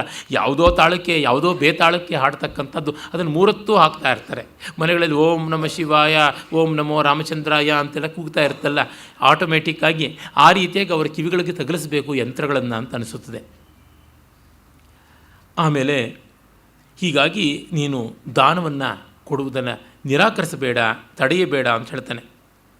ಏವಂ ಜ್ಞಾತ್ವಾ ದಾರಿದ್ರ್ಯ ಅಭಿಭೂತೈರಪಿ ಸ್ವಲ್ಪಾಲ್ಪ ಸ್ವಲ್ಪತರಂ ಕಾಲೇ ಪಾತ್ರೇ ಚ ದೇಯಂ. ದೇಶೇ ಕಾಲೇ ಚ ಪಾತ್ರೇ ಚ ದೀಯತೆ ಅನುಪಕಾರಿಣೆ ತದ್ದಾನಂ ಸಾತ್ವಿಕಂ ಸ್ಮೃತಂ ಅಂತ ಕೃಷ್ಣ ಹೇಳಿದನಲ್ಲ. ಆ ರೀತಿಯಾಗಿ ಸತ್ಪಾತ್ರಂ ಮಹತೀ ಶ್ರದ್ಧಾ ದೇಶೇ ಕಾಲೇ ಯಥೋಚಿತೆ ಯದ್ದೀಯತೆ ವಿವೇಕಜ್ಞೈ ತದ್ದಾನ ಯದ್ದೀಯತೆ ವಿವೇಕಜ್ಞೈ ತದ್ದಾನಂ ಆನಂತ್ಯಾಯ ಕಲ್ಪ್ಯತೆ. ಆ ದಾನ ಆನಂತ್ಯ ಅನಂತ ಕೋಟಿ ಫಲವನ್ನು ಕೊಡುತ್ತದೆ. ತಥಾಚ ಅತಿತೃಷ್ಣಾ ನ ಕರ್ತವ್ಯ ತೃಷ್ಣಾನೈವ ಪರಿತ್ಯಜೇತ್ ಅತಿತೃಷ್ಣಾಭಿಭೂತಸ್ಯ ಶಿಖಾ ಭವತಿ ಮಸ್ತಕೆ. ತುಂಬ ಸೊಗಸಾದ ಒಂದು ಕಥೆಯನ್ನು ಹೇಳ್ತಾನೆ. ತುಂಬ ಆಸೆ ಮಾಡಬಾರ್ದು, ಹಾಗೆ ಅಂತ ಆಸೆಯನ್ನು ಬಿಡಬಾರ್ದು, ಅತ್ಯಾಶೆಯನ್ನು ಬಿಡಬೇಕಾಗುತ್ತದೆ. ಇಲ್ಲದೇ ಇದ್ದರೆ ಬಿಲ್ಲಿನ ತುದಿ ತಲೆಗೆ ಬರುತ್ತದೆ ಅಂತನ್ನುವಂಥದ್ದು. ನರಿಗೆ ಬಿಲ್ಲಿನ ತುದಿ ತಲೆಗೆ ಬಂತು ಅಂತ, ಕೋಡು ಮೂಡಿತು ನೆತ್ತಿಯಲ್ಲಿ ಅಂತ. ಶಿಖಾಭವತಿ ಮಸ್ತಕ್ಕೆ ಅಂದರೆ ನರಿ ಕೊಂಬು ಹುಟ್ಟಿತು ಅಂತ ಅದು ವ್ಯಂಗ್ಯ. ಆ ಕಥೆಯ ಮುಂದಿನ ವಿವರಗಳಿಂದ ಗೊತ್ತಾಗುತ್ತದೆ. ಬಹಳ ಚೆನ್ನಾಗಿದೆ. ಈಗ ಕಥೆಯೊಳಗೆ ಕಥೆ ಆರಂಭವಾಗ್ತಾ ಇದೆ. ಅಸ್ತಿ ಕಸ್ಮಿಂಶ್ಚಿತ್ ವನೋದ್ದೇಶೆ ಕಶ್ಚಿತ್ ಪುಲಿಂದ. ಒಂದು ಊರಲ್ಲಿ ಆಚೆಗೆ ಕಾಡು, ಆ ಕಾಡಲ್ಲಿ ಒಬ್ಬ ಬೇಡ. ಅವನು ಕಾಡಿಗೆ ಬೇಟೆಗೆ ಹೋಗ್ತಾನೆ. ಆಗ ಮಹಾನ್ ಅಂಜನ ಪರ್ವತ ಶಿಖರಾಕಾರ ಕ್ರೋಢ ಸಮಾಸಾದಿತ. ಕಪ್ಪು ನೀಲಾಚಲ ಅಂತ ಏನು ಕರಿತೀವಿ, ಕಬ್ಬಣ್ಣದ ಬೆಟ್ಟ, ಆ ನೀಲಾಚಲದ ಕೋಡೋ ಎಂಬಂತೆ, ನೀಲಾಚಲದ ತುಂಡೋ ಎಂಬಂತೆ ಒಂದು ಕಾಡು ಹಂದಿ ಎದುರಾಯಿತು. ತನ್ನ ದೃಷ್ಟ ಕರ್ಣಾಂತಾಕೃಷ್ಟ ಶಿತಸಾಯಕೇನ ಸಮಾಹತಃ. ಅವನು ತಕ್ಷಣವೇ ಆಕರ್ಣ ದೀರ್ಘವಾಗಿ ಎಳೆದು ಹೆದೆಯನ್ನು ಬಾಣ ಬಿಟ್ಟ. ತೇನಾಪಿ ಕೋಪಾವಿಷ್ಟೇನ ಚೇತಸ ಬಾಲೇಂದುದ್ಯುತಿನ ದಂಷ್ಟಾಗ್ರೇನ ಪಾಟಿತೋದರ ಪುಲಿಂದ ಗತಾಸುರ್ಭೂತಲೇ ನ್ಯಪತತ್. ಅದು ಕೂಡ ತನ್ನ ಬಾಲಚಂದ್ರನಂಥ ಕೋರೆಯನ್ನು ಚಾಚಿಕೊಂಡು ಬಂದು ನುಗ್ಗಿ ಇವನ ಹೊಟ್ಟೆಯನ್ನು ಸೆಳೆತು, ಕಿಬ್ಬೊಟ್ಟೆಗೆ ಏಟು ಕೊಡ್ತು. ಇವನು ಬಿಟ್ಟ ಬಾಣ ಅದಕ್ಕೆ ಚುಚ್ಚಿಕೊಳ್ತು. ಅದು ಬಂದು ತಿವಿದದ್ದು ಇವನ ಕಿಬ್ಬೊಟ್ಟೆಯಲ್ಲಿ ದೊಡ್ಡ ಗಾಯವಾಯಿತು. ಆ ಬಾಣ ಘಾತದಿಂದ ಅದೂ ಸಾಯಿತು. ಈ ಕಿಬ್ಬೊಟ್ಟೆ ಹರಿದು ಇವನೂ ಸತ್ತ. ಅಥ ಲುಬ್ಧಕಂ ವ್ಯಾಪಾದ್ಯ ಶೂಕರೋಪಿ ಶರಪ್ರಹಾರ ವೇದನೆಯ ಪಂಚತ್ವಂಗತಃ.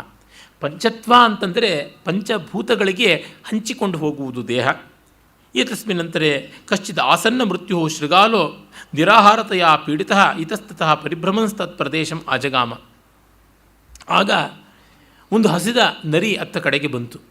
ವಸುಭಾಗಭಟ್ಟನ ಪಂಚತಂತ್ರ ಪಾಠಾಂತರದಲ್ಲಿ ಅಲ್ಲಿ ಒಂದು ಈ ಬೇಡ ಮತ್ತು ಕಾಡುಹಂದಿ ಇವರುಗಳ ಸಂಘರ್ಷದಲ್ಲಿ ಹಾವೊಂದು ತುಳಿತಕ್ಕೊಳಗಾಗಿ ಸತ್ತು ಹೋಯಿತು ಅಂತ ಬರುತ್ತದೆ. ಮತ್ತು ಅಲ್ಲೊಂದು ಆನೆ ಬೇರೆ ಸತ್ತು ಬಿದ್ದಿತ್ತು ಅಂತ ಬರುತ್ತದೆ. ಏನೇ ಇರಲಿ ಕಥಾತಂತುವಿಗೆ ವ್ಯತ್ಯಾಸವಿಲ್ಲ.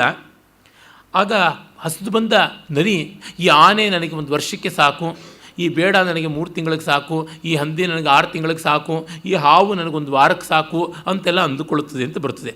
ಇಲ್ಲಿ ಎರಡೇ ಪ್ರಾಣಿಗಳು, ಆ ಬೇಡ ಮತ್ತು ಈ ಕಾಡುಹಂದಿ.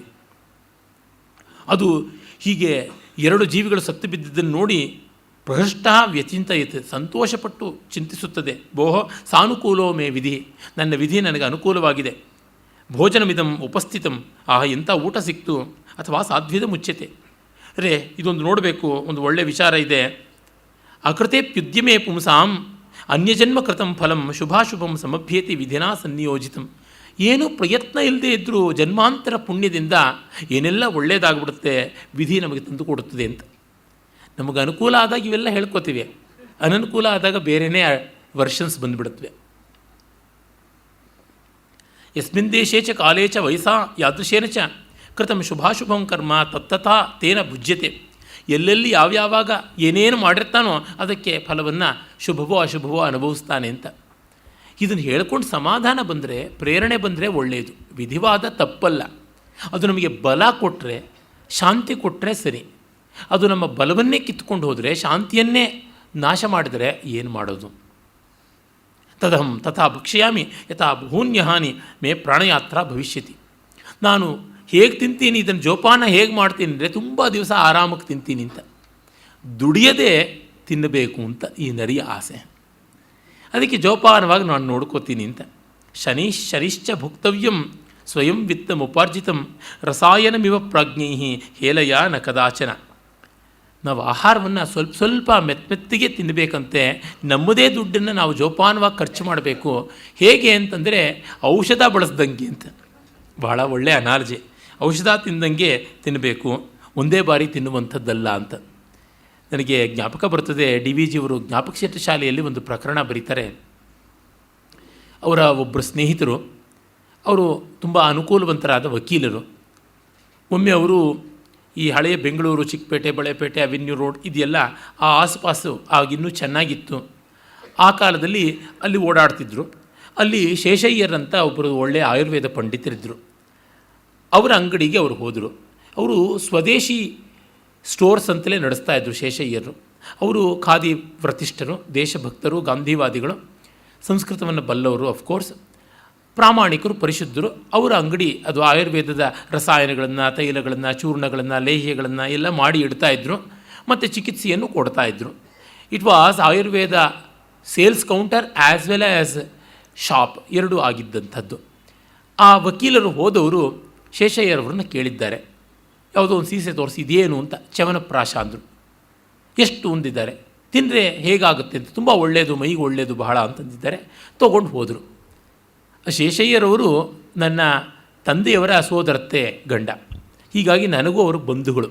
ಅವರ ಮಗ ಒಳ್ಳೆಯ ಸಂಸ್ಕೃತ ವಿದ್ವಾಂಸರು, ಡಾಕ್ಟರ್ ಕೆ ಎಸ್ ನಾಗರಾಜನ್ ಅಂತ ಇದ್ದರು. ಇರಲಿ, ಒಟ್ಟಿನಲ್ಲಿ ಇದು ಪ್ರಕಾರಾಂತರವಾಗಿ ನನ್ನ ಕುಟುಂಬದ ಕಥೆಯೂ ಆಯಿತು. ಶೇಷಯ್ಯರವರು ಪ್ರಾಮಾಣಿಕರು, ಹಾಗಾಗಿ ಅದರ ಗುಣ ಏನಿದೆ ಚವನಪ್ರಾಶದ್ದು ಅದೆಲ್ಲ ಹೇಳಿದ್ರು. ಚವನ ಮುದುಕನಾಗಿದ್ದ ಮಹರ್ಷಿ ಯೌವನಸ್ಥನಾಗಿದ್ದು ಈ ಪ್ರಾಶನದಿಂದ, ಅದು ಅಶ್ವಿನಿ ದೇವತೆಗಳಿಂದ ಪ್ರಬೋಧಿತವಾದದ್ದು ಅಂತ ಚವನಪ್ರಾಶನಕ್ಕೆ ಎಲ್ಲಿರದ ಮಹತ್ವ ಉಂಟು. ಆಮೇಲೆ ಅವರು ಲಾಯರ್ ಹೋದವರು ಬೆಳಗ್ಗೆ ಕೋರ್ಟಿಗೆ ತೊಗೊಂಡು ಹೋದವರು ಸಂಜೆ ಬಂದು ಮತ್ತೊಂದು ಬಾಟ್ಲ ಕೊಂಡ್ಕೊಂಡ್ರಂತೆ. ಆಮೇಲೆ ಮರುದಿವಸ ಬಂದು ಇನ್ನೆರಡು ಬಾಟ್ಲ ತೊಗೊಂಡು ಹೋದ್ರಂತೆ. ಆಗ ಕೇಳಿದಂತೆ ಶೇಷಯ್ಯರವರು, ಏನು ಯಾರಿಗೆ ಕೊಟ್ರಿ ಅಂತ. ಏನಿಲ್ಲ, ತುಂಬ ಚೆನ್ನಾಗಿತ್ತು, ಮಧ್ಯಾಹ್ನ ಊಟದ ಥರ ತಿಂದುಬಿಟ್ಟೆ, ರಾತ್ರಿ ಇನ್ನೊಂದು ಬಾಟ್ಲು ತೊಗೊಂಡೋಗಿ ರಾತ್ರಿ ಊಟ ಮಾಡಿಬಿಟ್ಟೆ, ಈಗ ಮತ್ತೆ ಮಧ್ಯಾಹ್ನದ ಊಟಕ್ಕೆ ರಾತ್ರಿ ಊಟಕ್ಕೆ ತೊಗೊಂಡು ಹೋಗ್ತಾ ಇದ್ದೀನಿ, ರುಚಿಯಾಗಿದೆ ಅಂತ. ಅಯ್ಯಯ್ಯೋ, ಹೀಗೆಲ್ಲ ತಿನ್ನೋದು ಮತ್ತು ತೊಂದರೆ ಆಗುತ್ತದೆ, ನೀವು ಒಂದು ಗಜುಗ ಗಾತ್ರದ್ದು, ಒಂದು ಗೋಲಿ ಗಾತ್ರದ್ದು ತೊಗೋಬೇಕು ಊಟ ಆದಮೇಲೆ, ಹೊತ್ತಿಗೆ ಹೀಗೆ ಮಾಡಬೇಕಾದದ್ದು ಅಂತ. ಆ ರೀತಿ ಔಷಧವನ್ನು ಊಟದಂತೆ ಏನೋ ಆಯುರ್ವೇದ ಚವನಪ್ರಾಶವಾದ್ದರಿಂದ ಬದುಕೊಂಡ್ರು. ಇಲ್ಲದೇ ಇದ್ದರೆ ಗತಿ ಏನಾಗ್ತಾ ಇತ್ತು ಅಂತ ಡಿ ವಿ ಜಿ ಬರೀತಾರೆ. ಹಾಗೆ ರಸಾಯನದಂತೆ ತೆಗೆದುಕೊಳ್ಳಬೇಕು. ಒಂದು ಕಡೆಗೆ ಬರುತ್ತದೆ ಭಾಗವತದಲ್ಲಿ, ಹಾಗೆ ಅಶ್ವಘೋಷನ ಬುದ್ಧಚರಿತದ ಅವಳಿ ಕಾವ್ಯ ಯಾವುದುಂಟು ಸೌಂದರ್ಯನಂದ, ಅಲ್ಲಿಯೂ ಬರುತ್ತದೆ. ಹೇಗೆ ಒಂದು ವಾಹನದ ಅಕ್ಷವನ್ನು, ಆ್ಯಕ್ಸಿಲನ್ನು ಅದು ನಯವಾಗಿ ನಡೆಯೋದಕ್ಕೆ ಅಂತ ಸ್ನೇಹನ ಅಂದರೆ ಲೂಬ್ರಿಕೇಷನ್ ಮಾಡ್ತಾರೋ, ಆ ರೀತಿಯಲ್ಲಿ ದೇಹ ಅನ್ನುವ ಯಂತ್ರ ಫ್ರಿಕ್ಷನ್ ಇಲ್ಲದೆ ನಡೆಯೋದಕ್ಕೆ, ಘರ್ಷಣೆ ಇಲ್ಲದೆ ನಡೆಯೋಕ್ಕೆ ಎಷ್ಟು ಬೇಕೋ ಅಷ್ಟು ಆ ರೀತಿಯಲ್ಲಿ ಲೂಬ್ರಿಕೇಷನ್ ತರಹ ಆಹಾರವನ್ನು ಸ್ವೀಕರಿಸಬೇಕು ಅಂತ. ಬುದ್ಧ ಹಾಗೆ ನಂದ ಅವನ ಕಸಿನ್ ಬ್ರದರ್ ಅವನಿಗೆ ಉಪದೇಶ ಮಾಡ್ದ. ಭಾಗವತದಲ್ಲಿ ಮಹಾ ಉಪದೇಶವನ್ನು ಶ್ರೀಕೃಷ್ಣ ಉದ್ಧವನಿಗೆ ಮಾಡ್ತಾನೆ, ಅಲ್ಲಿ ಬರುತ್ತದೆ. ನನ್ನ ಕೈನಲ್ಲಿ ಇದನ್ನು ಹೇಳೋಕ್ಕಾಗೋಲ್ಲ, ನಾನು ಯಾರಿಗೂ ಇದನ್ನು ಉಪದೇಶ ಮಾಡಿದ್ದಾರೆ. ನಾನು ಹೈ ಎಂಡ್ ಲೂಬ್ರಿಕೇಷನ್ನು ಮೆಕ್ಯಾನಿಕಲ್ ಇಂಜಿನಿಯರಿಂಗಲ್ಲಿ ಓದಿದ್ದೀನಿ. Under lubrication and over lubrication both spoil the machine ಅಂತ. ಆದರೆ ನನ್ನ ದೇಹಕ್ಕೆ ಅದು ಓವರ್ ಲೂಬ್ರಿಕೇಷನ್ನೇ ಆಗ್ತಾ ಇರ್ತದೆ. ಹೆಚ್ಚು ಬೇಕಾದಂತೆ ನಾಲಿಗೆ ರುಚಿಯಲ್ಲಿ ತಿಂತಾನೆ ಇರ್ತೀನಿ. ಅದರಿಂದ ಯಾರಿಗೂ ಉಪದೇಶ ಮಾಡಲಾರೆ ಜಿಹ್ವಾ ಚಾಪಲ್ಯವನ್ನು ನಿಯಂತ್ರಿಸಿಕೊಳ್ಳಿ ಅಂತ. ಅದು ನಾಲಿಗೆಯಿಂದ ಹೊರಬರುವ ಮಾತುಗೂ ಅಷ್ಟೇ, ನಾಲಿಗೆ ಮೂಲಕ ಒಳಗೆ ಹೋಗೋ ಆಹಾರಕ್ಕೂ ಅಷ್ಟೇ ನಾನು ಯಾರಿಗೂ ಉಪದೇಶ ಮಾಡಲಾರೆ. ಯಾಕೆಂದರೆ ನಾನು ಎರಡರೊಳಗೂ ಕೂಡ ಲಂಗು ಲಗಾಮಿಲ್ಲದೆ ಇರ್ತಕ್ಕಂಥವನು. ಹಾಗಾಗಿ ಈ ನರಿ ಅತಿತೃಷ್ಣ ನಕರ್ತವ್ಯ ಅಂತ ಹೇಳಿ ಅದು ಹೇಳುತ್ತದೆ. ಯೋಚನೆ ಮಾಡಬಾರ್ದು ನಾವು ಅಂತ ಇರಬಾರ್ದು, ಯೋಚನೆ ಮಾಡಿಕೊಂಡು ಕೆಲಸ ಮಾಡಬೇಕು, ಊಟಕ್ಕಂತೂ ತುಂಬ ಅಂತ ಹೇಳಿ ಈ ಬೇಡನನ್ನು ಮತ್ತು ಈ ಹಂದಿಯನ್ನು ಇವತ್ತು ತಿನ್ನೋಲ್ಲ. ಇವತ್ತು ನನಗೆ ಈ ಬೇಡನ ಬಿಲ್ಲಿಗೆ ಕಟ್ಟಿರ್ತಕ್ಕಂಥ ಪ್ರಾಣಿಯ ನರ ಯಾವುದುಂಟು ಅದರ ಹೆದೆ ಹಗ್ಗ, ದ ಸ್ಟ್ರಿಂಗ್ ಆಫ್ ದಿ ಬೌ ಅಂತೀವಲ್ಲ, ಅದು ಈ ನರದಿಂದ ನಿರ್ಮಿತವಾದದ್ದು, ಸ್ನಾಯು ನಿರ್ಮಿತವಾದದ್ದು. ಅದನ್ನು ನಾನು ಕಚ್ತೀನಿ ಅಂತ. ಅದು ಒಣಕಲು ಚಕ್ಕಳ, ಅದನ್ನು ಕಚ್ಚಿ ತಿಂದರೆ ಈ ಹೊತ್ತಿಗೆ ಸಾಕು ಅಂತ ಹೇಳಿ ಅದು ಚಾಪ ಚಟಿತಾಂ ಕೋಟಿಂ ಮುಖಮಧ್ಯೆ ಪ್ರಕ್ಷಿಪ್ಯ ಸ್ನಾಯುಂ ಭಕ್ಷಿತು ಪ್ರವೃತ್ತ. ಆ ಬಿಲ್ಲನ್ನು ತುದಿಗೆ ಬಂದು ಆ ತುದಿಯಲ್ಲಿರುವ ಗಂಟನ್ನು ಬಿಚ್ಚಿಕೊಂಡು ಇಡೀ ಹಗ್ಗವನ್ನು ತಿನ್ನಬೇಕು ಅಂತ ಹೋಯಿತು. ಅದು ಬಿಲ್ಲು ಒಳ್ಳೆ ಟೆನ್ಷನಲ್ಲಿದ್ದದ್ದು. ಬಿಲ್ಲಿನ ತುದಿಗೆ ಕೋಟಿ ಅಂತ ಕರೀತಾರೆ. ಅದು ಚೂಪಾಗಿತ್ತು. ಅದು ಈ ಕಡೆಯಿಂದ ಬಾಯಿ ಹಾಕಿ ಕಚ್ಚಿ ತಿಂತಾ ಇದ್ದರೆ ಬಿಲ್ಲು ಒಮ್ಮೆ ಆ ದಾರ ತುಂಡಾದ ತಕ್ಷಣ ಚಟಲ್ಲನೆ ನೆಟ್ಟಗಾಗಿ ಆ ಚೂಪಾದ ತುದಿ ಇದರ ತಲೆಗೆ ಹೋಗಿ ಆಚೆ ಕಡೆಗೆ ಹೊರಗೆ ಬಂತು, ತಲೆಗೆ ಕೊಂಬು ಬೆಳೆಯಿತು. ಎಂಥ ಮೇಧಾವಿ ಅಂತ ಇದರ ತಲೆಗೆ ಕೊಂಬು ಬೆಳೆಯಿತು. ತತಶ್ಚ ತ್ರುಟಿದೇ ಪಾಶೆ ತಾಲು ದೇಶಂ ವಿದಾರ್ಯ, ನೇರವಾಗಿ ಬಾಯಿ ಅಂಗುಳದ ಮೂಲಕವಾಗಿ ಹಾಯ್ದು ಖೇಚರಿ ಮುದ್ರೆ ಮಾಡ್ದಂಗಾಯಿತು ಅಂತ. ಖೇಚರಿ, ಶಾಂಭವಿ, ಶಂಖಿಣಿ ಮೊದಲಾದ ಮುದ್ರೆಗಳು ಸಪ್ತ ಮಹಾಮುದ್ರೆಗಳು ಅಂತ ತಂತ್ರಶಾಸ್ತ್ರದಲ್ಲಿ ಪ್ರಸಿದ್ಧ. ಖೇಚರಿ ಮುದ್ರೆ ಅಂತಂದರೆ ನಾಲಿಗೆಯ ಮೇಲೆ ಯಾವುದೋ ಬಾಯಿ ಅಂಗುಳ ಅಂತಿದೆ, ಪ್ಯಾಲೆಟ್ ಅಂತ ಕರಿತೀವಿ, ಅದನ್ನು ರಂಧ್ರ ಮಾಡಿಕೊಂಡು ಅದರ ಮೂಲಕ ನಾಲಿಗೆನ ಸೇರಿಸ್ಕೊಂಡು ನಾಲಿಗೆನೂ ಉದ್ದ ಮಾಡ್ಕೊಂಡು ಬರಬೇಕಂತೆ. ನಾಲಿಗೆ ಕೆಳಗಡೆ ಕುಯ್ತಾ ಕುಯ್ತಾ ನಾಲಿಗೆನ ಎಳೆದು ದಿವಸ ಬೆಣ್ಣೆ ಹಾಕಿ ಉಜ್ಜಿ ಎಳೆಯಬೇಕಂತೆ. ಮತ್ತು ಬಾಯಿ ಅಂಗುಳ ಇದೆಯಲ್ಲ ಅದನ್ನು ರಂಧ್ರ ಮಾಡ್ತಾ ಹೋಗಬೇಕಂತೆ. ರಂಧ್ರ ಮಾಡಿ ಆ ರಂಧ್ರದೊಳಗೆ ನಾಲಿಗೆಯನ್ನು ತೂರಿಸಿ ಬ್ರಹ್ಮಕಪಾಲಕ್ಕೆ ಟಚ್ ಮಾಡಿದ್ರೆ ಅಲ್ಲಿಂದ ಅಮೃತಧಾರೆ ಸುರಿಯುತ್ತಂತೆ. ಆಗ ಅವರು ಆನಂದದಲ್ಲಿ ಇರ್ತಾರಂತೆ.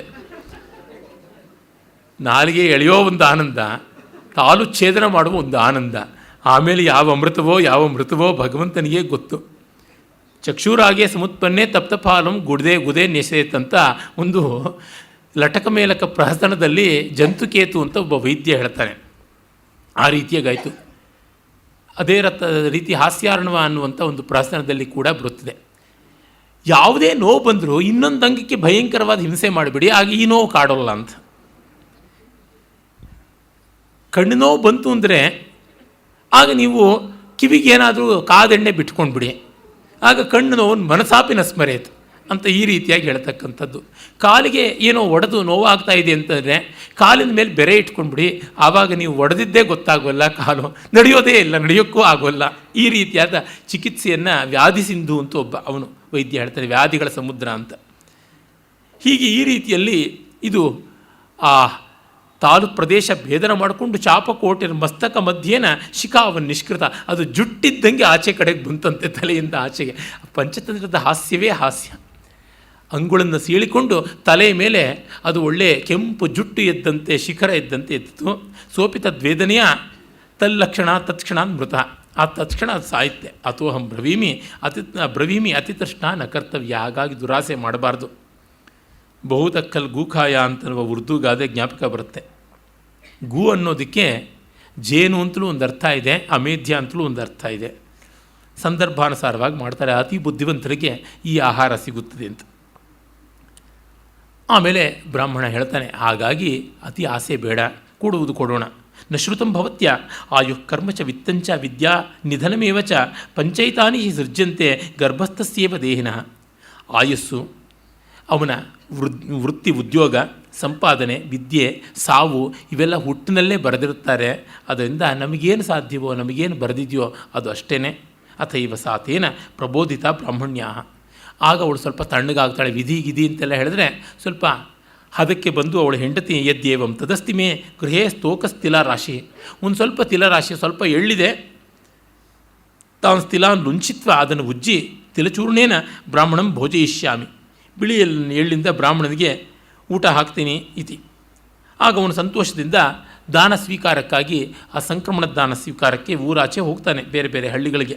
ಸಾಪಿ ತಿಂಡುಲಾನ್ ಉಷ್ಣೋದಕೇನ ಸಮ್ಮರ್ದ್ಯ ಲುಂಚಿತ್ವ ಸೂರ್ಯಾತಪೆ ದತ್ತವತಿ. ಆಗಲೂ ಎಳ್ಳನ್ನು ಹೀಗೆ ಮಾಡ್ತಾಯಿದ್ರು, ಉಜ್ಜ್ತಾಯಿದ್ರು ಅಂತ ಗೊತ್ತಾಗುತ್ತೆ. ಬಿಸಿನೀರಲ್ಲಿ ನೆನೆಸಿ ಉಜ್ಜಿ ಬಿಸಿಲಿಗೆ ಹಾಕ್ತಾಳೆ. ಅತ್ರಾಂತರೇ ತಸ್ಯಾಹ ಗೃಹಕರ್ಮ ವ್ಯಗ್ರಾಯಾ ತಿಲಾನಾಂ ಮಧ್ಯೆ ಕಶ್ಚಿತ್ ಸಾರಮಯ್ಯೋ ಮೂತ್ರೋತ್ಸರ್ಗಂಚಕಾರ. ಪಾಪ ಎಳ್ಳನ್ನು ಬಿಳಿದಾಗಿ ಮಾಡಿ ಒಣಗಾಕಿ ಇವಳು ಮನೆ ಕೆಲಸದಲ್ಲಿ ಮಗ್ನಳಾಗಿದ್ದರೆ ಯಾವುದೋ ಒಂದು ನಾಯಿ ಬಂದುಬಿಟ್ಟು ಗೋವರ್ಧನಗಿರಿ ಎತ್ತಿಬಿಡ್ತು. ಒಂದಕ್ಕೆ ಹೋಯಿತು. ನಾಯಿಗೆ ಅದೊಂದೇ ಕೆಲಸ, ಎಲ್ಲೆಲ್ಲೂ ಮೂಸೋದು, ಮೈಲಿಗೆ ಮಾಡುವುದು. ಆಗ ಅವಳು ನೋಡ್ತಾಳೆ, ಅಯ್ಯೋ ಇದೇನು ನಾಯಿ ಮೈಲಿಗೆ ಮಾಡ್ತಲ್ಲ, ಅಹೋ ನೈಪುಣ್ಯಂ ಪಶ್ಯ ಪರಾಂಗುಖಿ ಭೂತಸ್ಯ ವಿಧೇಹೆ. ಅಯ್ಯೋ ವಿಧಿ ವಕ್ರಿಸಿದರೆ ಏನಾಗುತ್ತದೆ. ಯದೇತೇ ತಿಲಾಹ ಅಭೋಜ್ಯಾಕೃತ, ಇದು ತಿನ್ನಲಾಗದಂತೆ ಆಯಿತು. ತದಹಂ ಏತಾನ್ ಸಮಾದಾಯ ಕಸ್ಯಚಿತ್ ಗೃಹಂ ಗತ್ವ ಲುಂಚಿತೈ ಅಲುಂಚಿತಾನ್ ಆನಯಾಮಿ. ಇನ್ನೇನು ಮಾಡೋದು, ಇದನ್ನು ಯಾವರಾದರೂ ಒಬ್ಬರು ಪೆದ್ದರಿಗೆ ಎಕ್ಸ್ಚೇಂಜ್ ಕೊಟ್ಟು ಕರಿ ಎಳ್ಳು ತೊಗೊಳ್ತೀನಿ, ಬಿಳಿ ಎಳ್ಳು ಕರಿ ಎಳ್ಳು ತೊಗೋತೀನಿ ಅಂತ ಸರ್ವೋಪಿ ಜನ ಅನೇನ ವಿಧಿನ ಪ್ರದಾಸ್ಯತಿ. ಹಾಗೆ ಮಾಡ್ತಾರೆ ಲೋಕದಲ್ಲಿ ಅಂತ ಅಂದ್ಕೊಂಡು ಅವಳು ಹೋಗ್ತಾಳೆ. ಅಥ ಯಸ್ಮಿನ್ ಗೇಹೆ ಅಹಂ ಭಿಕ್ಷಾರ್ಥಂ ಪ್ರವಿಷ್ಟ ತತ್ರ ಗೃಹೇ ಸಾಪಿ ತಿಲಾನ್ ಆದಾಯ ಪ್ರವಿಷ್ಟ. ಇವನು ಬ್ರಾಹ್ಮಣ ಪಕ್ಕದ ಮನೆಯಲ್ಲಿ ಇದ್ದ. ಇವನು ಬೃಹಸ್ಪಿಕ್ ಅನ್ನುವಂಥ ಸನ್ಯಾಸಿ ಪಕ್ಕದ ಬ್ರಾಹ್ಮಣನ ಮನೆಯಲ್ಲಿದ್ದ. ಅಲ್ಲಿಗೆ ಬರ್ತಾಳೆ.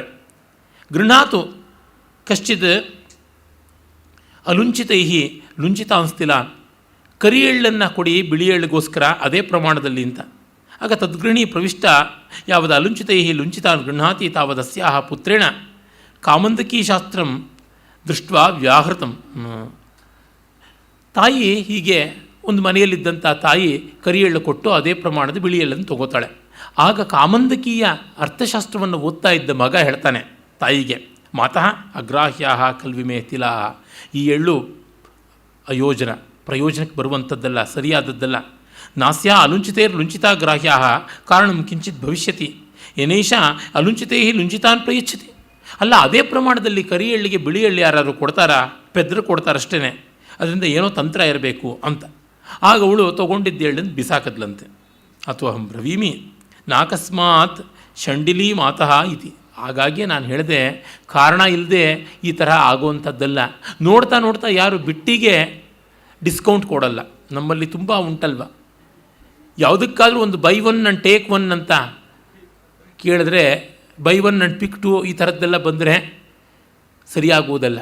ಯಾವನೊಬ್ಬ ಮಾರ್ವಾಡಿ ಇದ್ದನಂತೆ, ಆ ಥರದ್ದು ಎಲ್ಲಿಗೋ ಹೋಗಿದ್ದಂತೆ.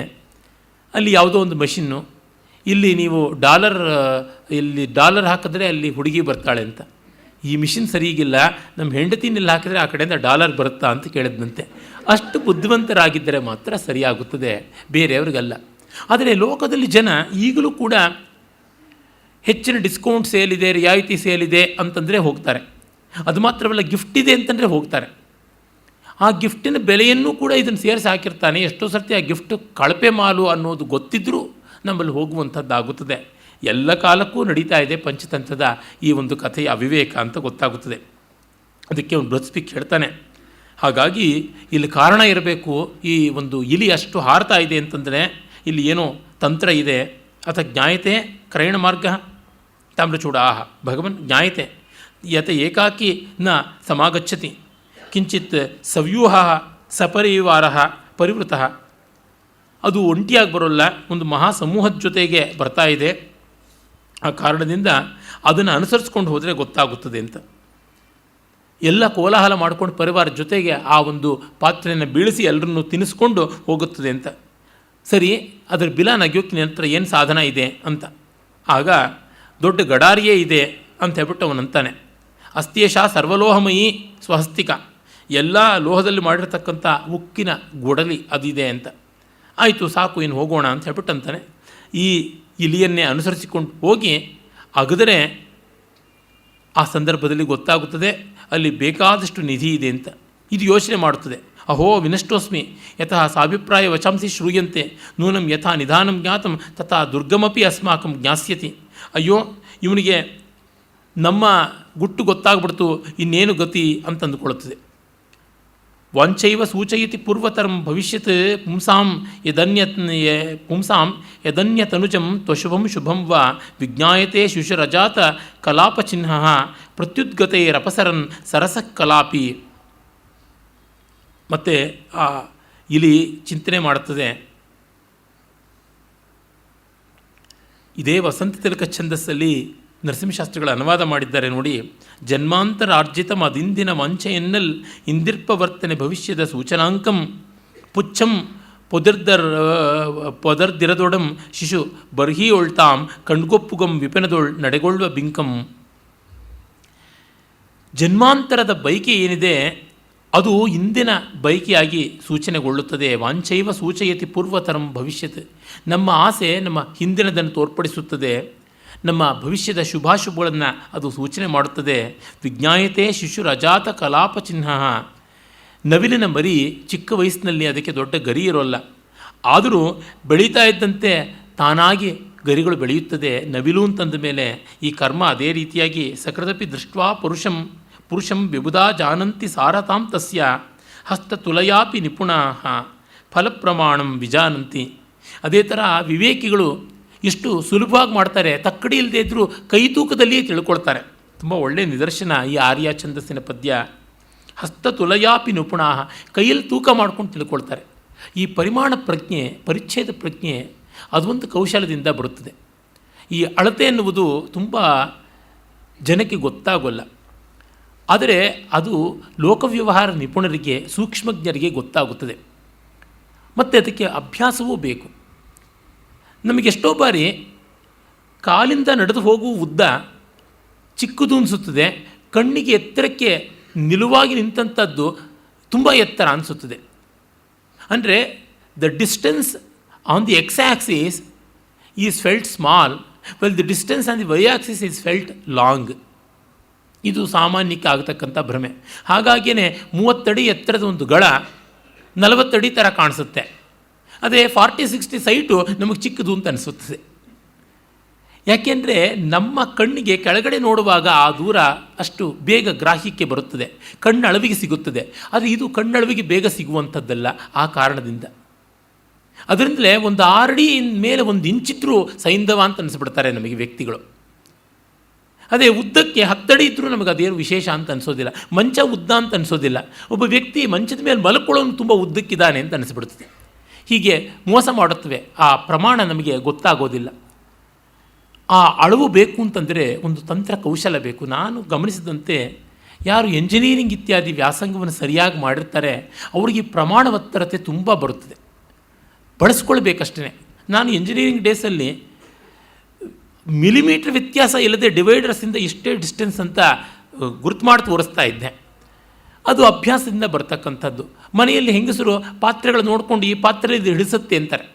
ಕೆಲವರಿಗೆ ಒಂದು ನೋಡಿ, ಒಂದು ಡಬ್ಬದಿಂದ ಒಂದು ಕೊಳಗಕ್ಕೆ, ಒಂದು ಕೊಳಗದಿಂದ ಒಂದು ತಪ್ಪಲೆಗೆ ಹೀಗೆ ಹಾಕುವಾಗ ಇದರಲ್ಲಿ ಇಷ್ಟು ಆಗುತ್ತಿದೆಯಾ, ಇದರೊಳಗೆ ಇಷ್ಟು ಅನ್ನ ಆಗುತ್ತಿದೆಯಾ, ಇದರೊಳಗೆ ಇಷ್ಟು ಉಪ್ಪಿಟ್ಟು ಆಗುತ್ತಿದೆಯಾ ಲೆಕ್ಕ ಮಾಡಿ ಅನುಭವದಿಂದ ಗೊತ್ತಾಗುವಂಥದ್ದು. ಹಾಗೆ ಒಂದು ಬಟ್ಟೆ, ಇದನ್ನು ನೋಡಿದ್ರೆ ಇವರಿಗೆ ಅಂಗಿ ಆಗುತ್ತದೆ, ಜುಬ್ಬ ಆಗುತ್ತದೆ, ರವಿಕೆ ಆಗುತ್ತದೆ. ಈ ಮಾನವೀಯ ವ್ಯವಹಾರ ತುಂಬ ಸೂಕ್ಷ್ಮವಾಗಿ ಬೇಕಾದದ್ದು. ವಿವೇಕಿಗಳು ತಾವೇ ಮಾಡಿಕೊಳ್ತಾರೆ, ಅವಿವೇಕಿಗಳಿಗೆ ಇದಾಗುವಂಥದ್ದಲ್ಲ. ನನಗೆ ನೆನಪು ಬರುತ್ತದೆ, ಡಿ ವಿ ಜಿಯವರ ಆತ್ಮೀಯ ಸ್ನೇಹಿತರು ಟಿ ಎಸ್ ವೆಂಕಣ್ಣಯ್ಯನವರು. ಅವರು ತುಂಬ ಉದ್ದಕ್ಕಿದ್ದರು, 6 ಅಡಿ ಮೇಲಿದ್ದವರು. ಡಿ ವಿ ಜಿಯವರು ತುಂಬ ವಿನೋದಕ್ಕೋಸ್ಕರವಾಗಿ ಅವ್ರನ್ನ ವೆಂಕಣ್ಣಯ್ಯನವರು ತೆಳ್ಳಗೆ ಉದ್ದಕ್ಕಿದ್ದದ್ದು ನಸ್ಯ ಬೇರೆ ಹಾಕ್ತಾಯಿದ್ರು. ಗೋಂದಿನ ಮರ ಅಂತ ಕರೀತಾ ಇದ್ರಂತೆ. ನಸ್ಯ ಸೇರಿಕೊಂಡ್ರೆ ಮೂಗಿನಿಂದ ಏನು ಬರುತ್ತೆ ಅಂತ ನಿಮಗೆ ಗೊತ್ತಿದೆ, ಅದಕ್ಕೆ ಗೊಂದಿನ ಮರ ಅಂತಂತ ಇದ್ದರು. ಡಿ ವಿ ಜಿಯವ್ರನ್ನ ಅವರು ಗೇಲಿ ಮಾಡ್ತಾಯಿದ್ರು. ಅವರು ಕೂಡ ಇವರು ವೆಂಕಣ್ಣ ಬಂಕೆ ಮೂಗಿನ ವೆಂಕಣ್ಣ ಅಂತಂದರೆ ಇವರು ಗುಂಡಣ್ಣ ಕುಂಡಿ ಹುಂಡಿನ ಗುಂಡಣ್ಣ ಅಂತಿದ್ರು. ಇವರಿಗೆ ಮೂಲವ್ಯಾಧಿ ಸಮಸ್ಯೆ ಡಿ ವಿ ಜಿಯವರಿಗೆ. ಅದಕ್ಕಾಗಿ ಆದರೆ ವೆಂಕಣ್ಣನವ್ರ ಬಗ್ಗೆ ಜಗತ್ತಿಗೆಲ್ಲ ಗೌರವ. ಕುವೆಂಪು ಮೊದಲಾದವರೆಲ್ಲ ಅವರ ಶಿಷ್ಯರು, ಅವರ ಭಕ್ತರು, ಅವರ ಮಹಾಕಾವ್ಯಾದಿಗಳನ್ನೆಲ್ಲ ಅರ್ಪಣೆ ಮಾಡಿದ್ದು ವೆಂಕಣ್ಣನವರಿಗೆ. ಡಿ ವಿ ಜಿಯವರ ಕಗ್ಗ ಕೂಡ ವೆಂಕಣ್ಣನವರಿಗೆ ಅರ್ಪಣೆ ಆಗಿತ್ತು. ಸ್ನೇಹ, ಅವ್ರನ್ನ ಹೀಗೆ ವಿನೋದ ಮಾಡುವ ತಾಕತ್ತಿದ್ದುದು ಡಿ ವಿ ಜಿಯವರಿಗೇ. ಒಮ್ಮೆ ಡಿ ವಿ ಜಿಯವರು ಕನ್ನಡ ಸಾಹಿತ್ಯ ಸಮ್ಮೇಳನ ಅಧ್ಯಕ್ಷರಾಗಿದ್ದರು, ಮಡಿಕೇರಿ ಸಾಹಿತ್ಯ ಸಮ್ಮೇಳನದ್ದು. ಆಗ ಇವ್ರನ್ನೆಲ್ಲರನ್ನೂ ಸಾಕಮ್ಮ ಅಂತ ಒಬ್ಬ ದೊಡ್ಡ ಕಾಫಿ ಪ್ಲ್ಯಾಂಟರ್, ಸಾಹಿತ್ಯ ಪ್ರೇಮಿ ಒಬ್ಬ ಆಕೆ ಇದ್ದರು. ಅವರ ದೊಡ್ಡ ಬಂಗಲೆಯಲ್ಲಿ ಬಿಡದಿ ಏರ್ಪಾಟು ಮಾಡಿದರು. ಆ ಎಲ್ಲ ಉಸ್ತುವಾರಿ ನೋಡ್ಕೊಳ್ತಾ ಇದ್ದವರು ಸಾಕಮ್ಮನವರ ಮ್ಯಾನೇಜರ್ ಯಾವುದೋ ಒಬ್ಬರು ಭಂಡಾರಿ ಅಂತ ಇದ್ದರು, ದಕ್ಷಿಣ ಕನ್ನಡದವರು. ಅವರು ಎತ್ತರಕ್ಕಿದ್ದರು. ಅವ್ರು ನೋಡಿದ ತಕ್ಷಣ ಡಿ ವಿ ಜಿಯವರಿಗೆ ವೆಂಕಣ್ಣಯ್ಯನವರನ್ನು ಇವರು ಎತ್ತರದಲ್ಲಿ ಮೀರಿಸಬಲ್ಲರು, ವೆಂಕಣ್ಣಯ್ಯವ್ರಿಗೆ ಗೇಲಿ ಮಾಡಬೇಕು ಅಂತ ಅನ್ನಿಸ್ತು. ಅದಕ್ಕೆ ಒಂದು ದೊಡ್ಡ ಗಟ್ಟಿಯಾಗಿರ್ತಕ್ಕಂಥ ಸ್ಟೂಲನ್ನು ಇಟ್ಕೊಂಡು ಡಿ ವಿ ಜಿಯವರು ಕುಳ್ಳರು. ಆ ಭಂಡಾರಿಯವರಿಗೆ ದಯಮಾಡಿ ನೀವು ಬಂದು ಸ್ವಲ್ಪ ಪಕ್ಕದಲ್ಲಿ ಗೋಡೆ ಪಕ್ಕ ನಿಂತ್ಕೊಳ್ಳಿ ಅಂತಂತೆ. ಮತ್ತು ಅಳತೆ ನೋಡೋದಕ್ಕೆ ಅಂತ ಇವರು ಒಂದು ಗಜಗಡ್ಡಿ ಎಲ್ಲ ಇಟ್ಕೊಂಡು ಡಿ ವಿ ಜಿಯವರು ವೆಂಕಣ್ಣಯ್ಯನವರಿಗೆ ಪಂಪ ಭಾರತದ ಒಂದು ಪದ್ಯ ಅವರಿಗೆ ತುಂಬ ಇಷ್ಟವಾದದ್ದು. ಅಲ್ಲಿ ಈ ಅರಿಕೇಸರಿಯಿಂದಂ ನಿನಗಿಂದು ನಿಷೇಕಮಾಗದೆ ನಿನಗಿವತ್ತಾಗತ್ತೆ ಪ್ರಸ್ತಾ ಮದುವೆ ಅಂತಂತೀವಲ್ಲ, ಆ ಥರ ಮಾತುಗಳದ್ದು ಪದ್ಯ ಅದು. ಬಾ ಈ ಭಂಡಾರಿನಿಂದ ನಿನಗೆ ನಿಷೇಕಮಾಗದೆ ಅಂತ ಹೇಳಿಬಿಟ್ಟು ವೇದದಲ್ಲಿ ಹೇಳ್ತೀವಲ್ಲ, ಆಹಾ ಏಹಿ ಅಂತೆಲ್ಲ ಹೇಳಿಬಿಟ್ಟು ಬಾ ಅಂತ ಆ ಒಂದು ಸ್ವಾಗತ ಮಂತ್ರವನ್ನು ಹೇಳಿ ವೈದಿಕ ಛಂದಸ್ನಲ್ಲಿ ಬಾ ಅಂತ ಕರೆದಂತೆ. ಇಲ್ಲಿ ನಿಂತ್ಕೊಂಡು ನಿನಗೆ ಈ ಹೈಟ್ ಮುಂದೆ ಭಂಡಾರಿಯವರ ಎತ್ತರದ ಮುಂದೆ ನೀನು ಕುಳ್ಳ ಅಂತ ಆಗುತ್ತೀಯ ಅಂತ. ವೆಂಕಣ್ಣಯ್ಯನವ್ರ ಜೊತೆ ಈ ಮುನ್ನವೇ ಬೆಳ್ಳಾವಿ ವೆಂಕಟನಾರಾಯಣಪ್ಪನವರು ಮತ್ತು ಇನ್ನು ಹಲವರು ಉದ್ದಕ್ಕಿದ್ದವ್ರನ್ನ ಛೂ ಬಿಟ್ಟು ಅವರೆಲ್ಲರಿಗಿಂತ ವೆಂಕಣ್ಣಯ್ಯವರು ಮೇಲಾಗಿಬಿಟ್ಟಿದ್ರು ಅಂತ ಡಿ ವಿ ಜಿಯವರಿಗೆ ಒಂದು ತಮಾಷೆಯ ಖೇದ. ಆದರೆ ವೆಂಕಣ್ಣಯ್ಯನವ್ರಿಗೆ ನೋಡ್ತಿದ್ದಂಗೆ ಭಂಡಾರಿಗಿಂತ ತಾನು ಎತ್ತರ ಅಂತ ಅನಿಸ್ತಂತೆ. ವಿ ಸೀತಾರಾಮಯ್ಯನವರು ಈ ಪ್ರಕರಣವನ್ನು ಬರೀತಾರೆ ಅವರ ಮಹನೀಯರು ಪುಸ್ತಕದಲ್ಲಿ. ವೆಂಕಣ್ಣಯ್ಯನವ್ರಿಗೆ ಆ ಅಳತೆಯ ಪರಿಜ್ಞಾನ ಅಷ್ಟಿತ್ತು. ಯಾವುದನ್ನು ನೋಡಿದ್ರೂ ಇದರ ತೂಕ ಇಷ್ಟು, ಇದರ ಅಳತೆ ಇಷ್ಟು, ಹೊರನೋಟಕ್ಕಲ್ಲ, ಒಳನೋಟಕ್ಕೂ ಅಷ್ಟೇ. ಒಂದು ಕವಿತೆ ನೋಡ್ತಿದ್ದಂಗೆ ಇದರ ಯೋಗ್ಯತೆ ಎಷ್ಟು, ಇದರ ಬರೆದವನ ತಾಕತ್ತಿಷ್ಟು ಅಂತ ಗೊತ್ತಾಗ್ತಿತ್ತಂತೆ. ಅವರು ಬಂದು ನಿಂತ್ಕೊಂಡ್ರಂತೆ, ಬೆನ್ನು ಬಗ್ಗಿಸಿ ನಿಂತ್ಕೊಂಡ್ರಂತೆ. ಭಂಡಾರಿಯವ್ರಿಗಿಂತ ಸ್ವಲ್ಪ ಎತ್ತರ ಇದ್ರಂತೆ. ಏನಪ್ಪ ಬೆನ್ನು ನೆಟ್ಟಗೆ ಮಾಡ್ಕೊಳ್ಳ ಅಂತ. ಈ ಪಾಪಿ, ನೀನು ಎಲ್ರಿಗೂ ಹೊಟ್ಟೆ ಒರೆಸೋಕೆ ಇಷ್ಟು ಎತ್ತರ ಬೆಳೆದಿದ್ದೀಯಾ ಅಂಥೇಳಿ ಅವರು ಭಂಡಾರಿಯವ್ರಿಗೆ ನಮಸ್ಕಾರ ಮಾಡಿ ಕ್ಷಮಿಸಿ ಅಂತ ವಿನೋದದಿಂದ ಬೀಳ್ಕೊಟ್ರಂತೆ. ಈ ಸಾಹಿತಿ ದಿಗ್ಗಜರಿಬ್ಬರ ವಿನೋದ ಎಷ್ಟು ಚೆನ್ನಾಗಿರುವಂಥದ್ದು ಅಂತ ಅನಿಸುತ್ತದೆ. ಆ ಮಾನಮೇಯ ವ್ಯವಹಾರದ ಸ್ವಾರಸ್ಯ ಅಂಥದ್ದು. ಹೀಗೆ ನನ್ನನ್ನು, ನನ್ನ ಗೂಡನ್ನು ಇವನು ಬೆನ್ನಟ್ಟುಕೊಂಡು ಬಂದು ಹಿಡ್ಕೊಂಡು ಬಿಡ್ತಾನಲ್ಲ ಅಂತ ಗೊತ್ತಾಗಿ ನಾನು ಅಂಜಿಕೊಂಡು ಹೋದೆ. ಯಾವದಗ್ರತೋ ಗಚ್ಚಾಮಿ ತಾವತ್ ಸುಮುಖೀನೋ ಬೃಹತ್ಕಾಯೋ ಮಾರ್ಜಾರ ಸಮಾಯಾತಿ. ನನ್ನ ಗೂಡು ಗೊತ್ತಾಗ್ದಂಗೆ ನಾನು ಹೋಗಬೇಕು ಅಂತಂದರೆ ಭಯಂಕರವಾದಂಥ ಒಂದು ಬೆಕ್ಕು ಅಡ್ಡ ಬಂದುಬಿಡ್ತು.